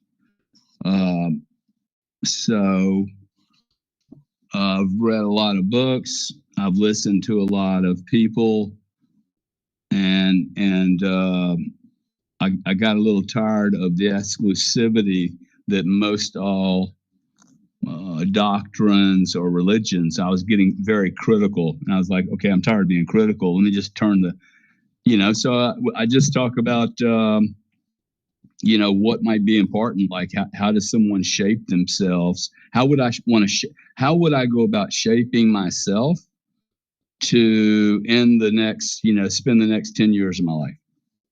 And maybe just go through that exercise, talk about anything that's related to that, and living what I think the universe must want us to be, which we must be here for a reason. And I just see a lot of people that, maybe we're so unconscious, we don't even know the right questions to ask. Right. So having somebody go through that maybe looks like he's got some success, but go through, hey, if I'm doing this, I mean, I could pretend to do it, but I think I'd benefit greater by just going through how would I go about, because I've been able to redo my life like 4 times in this lifetime. I think it's pretty awesome that somebody could have 4 different, really severely different, massively different life experiences. And why couldn't I do it again? I'm just going through the same exercise. I think it's a very spiritual exercise because it's a total transformation. Like, I think it's impossible not to be successful doing what I'm doing. I'm literally doing this church thing. It's a bit of a buzzword but I think it's the same thing, man. Because I've never known anyone that tapped into who they are. I mean, at an extremely deep level. Remember, I started this. I've never met a man who had too many friends. I have never met a man who really knew and was doing what they really wanted to do that considered themselves to be anything other than extremely rich. And I found that to be, that's what I think at the end of the day, if I could just like help anyone grab a hold of that and stay anchored to it, because this is a fucking very complicated world right now. And I think, we're going to have to like get some anchor points. Like, I do believe that really our society is missing, some kind of constructed religion, centralized activity. I just think the exclusivity of labels and all this stuff has just failed so miserably. So that's what I'm not willing to. That's what it's not. You'll never hear me use the word Jesus, Baptist, or that's not what we're doing. I'm just trying to speak to anybody that about my own experience. And there's 4,000 or 5,000 people in a room, dude. Listen, I mean, so clearly, people want it, and I think we should have 50 churches going on Sunday. Excellent. Totally agree. Okay, there you go. Appreciate that, brother. Let's we gotta get out of here. Go check out Gary. Tell them what time they can check out your. Do you not see my hand up? No, It's been up. I don't see it up. I wanted to say something that made me happy. It's selfish, but it made me happy. Oh, okay. Well, hold on a second. Let Gary tell. You're going to end it. You're fixing to end it. You're fixing to close it out. So let Gary just tell Kate what time it starts, and then we're going to go to 10:30 a.m. Sunday, bro. 10:30 a.m. Sunday. 10:30 a.m. Sunday. 10:30 a.m. Sunday. 9:30 Central Time. Okay, let's hear from. First of all, do you want to go first, Destiny, or do you want Hitch Slap to go first, and then you end it with all your beautiful, happy stuff? Can I do both? Can I tell my thing and then Hitch can go and then I'll close out? Okay, we can certainly do both. That's I need always like an to option. breathe between like sentences. It's like hard to breathe right now. But sorry. Wow, that's great. Could you do that again closer to the mic? Wow, I felt her the breath. Yeah, actually, it literally felt like I had to wipe my freaking. I've got my handkerchief out. Yeah, that's me right now. I'm dying. Digging on that, man. Let me go It's get eye syphilis. Yeah, go ahead, Des. I don't. No. You know what? No, screw it. Hitch, go ahead. You've ruined my fucking moment, Mike. Again. No, I did Hitch, not. go ahead. No, I'll step down. It's whatever. Hitch Slap is so good. He's going to introduce your moment back to you. That's how good Hitch Slap is. Hitch, do some of that magic hosting stuff that you do. I want to thank everyone for joining. I want to say follow everyone who enjoyed following Mike. We got to put up with this thing again. Notifications on. If you do like the sound of Gary, definitely follow him. Gary has a big brain, very high IQ. Don't believe him when he says he's not. He's very, very intelligent. Follow MikeMac, follow Destiny. Also, Trump's back. Let's go. Absolutely base speech. I totally love it. What happens in America? What happens in America affects the rest of the world. That's why everybody should pay attention, and that's why we are so happy Trump's back. Follow me if you want to get very high IQ takes. Join my spaces, join my community, join MikeMac's community, and I'm going to throw to Destiny. She's got something. What's the name of your? Tell them the name of your community real fast. The name of my community is Hit Slap University. Go to the top of my profile, join that community. Anybody who asks a question in there will get 10 IQ points, and I answer all the questions. Generally, it's in a few hours, but definitely within the first 24 hours as soon as I can. So thanks for having me, MikeMac. It's an absolute honor to be co-hosting with you and Destiny. I want to now throw to Destiny. She's got something very, very interesting to say. Everybody, peek your ears, peek your interest. I cannot wait. I'm dying. Destiny, let us have it, my dear. Please go ahead.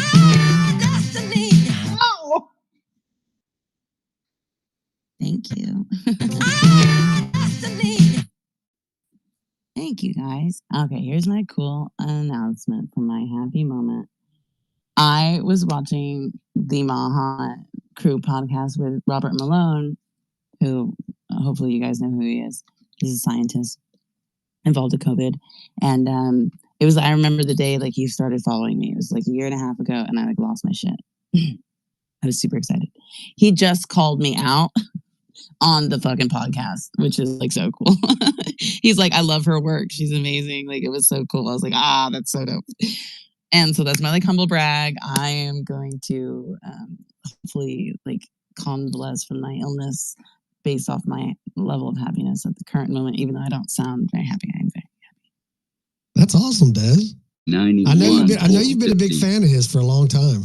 Yeah, like what's crazy is he said that, but he won't do an interview with me. I'm like, what the hell? You love my work. Then talk to me. Well, he will now. I hope so. As soon as you get that eye syphilis fixed and taken care of. Yes. Oh my God, Mike. Comes down through the throat. You know what? It's because, it would be somebody super gay like yourself to think that because I have a sore throat, it has something to do with syphilis. You want to tell us something, Mike? No. Faggot alert. No, you're not, Gary. Stop that. No I ams right now. It's I ams. Can't do that right now. Mike, what's next after this space? Are you having an after space? Having a subscriber space if you guys want. How much does it cost? It costs 99 cents, baby. 99 cents. It costs you 100 bucks, but we're gonna let you talk dirty to Destiny. No, that's not gonna happen. While she's having cough medicine highs. No, Destiny's like a sister to me. I would never ever do any such lascivious talk of that nature. Well, if there's any big beauty Latinas, please DM me. I'm happy to talk about any topics they want. Destiny, do you feel too sick to dress up as a Latino? A big booty one? That's you can cultural get into appropriation. You can get into it. You want subscriber space? Go in there right now. It's so good. 99 cents rounds up to $1. Go to my spot. Hit that subscribe button. Come and join us. We're going to go on for about 30 minutes. I'm going to go start that thing. It will be up and ready to go in less than 60 seconds. And we're all going to go in there and make fun of Destiny. Good to see every single freaking one of you guys. I absolutely love you. Destiny, go ahead and take us home with your cough-infected whether the weather is weather or weather. Okay, I'm under the weather, but like that. Wink, wink. That was funny. Right? That was not bad. It's not your best. Okay, thank you. Okay, I tried really hard at that one. Okay, without further ado, sorry for the raspy voice. Love you guys. Thank you so much. Please come to Mike's After Space so everyone can shit on me for an hour. Anything to make you happy, Mike. It's okay. Okay, fuck you. Okay, whether the weather is cold, whether the weather is hot, whatever the weather, we're in this together, whether we like it or not. Good night, everybody. Come to the After Space.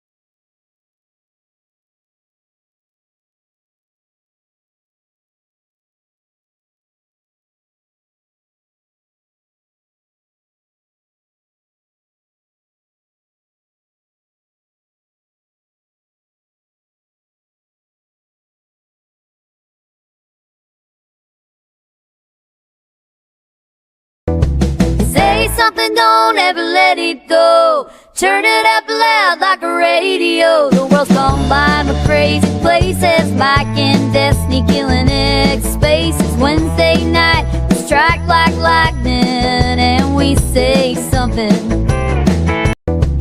Say something, don't ever let it go. Turn it up loud like a radio. The world's gone by my crazy places. Mike and Destiny killing XSpace. It's Wednesday night, we strike like lightning, and we say something.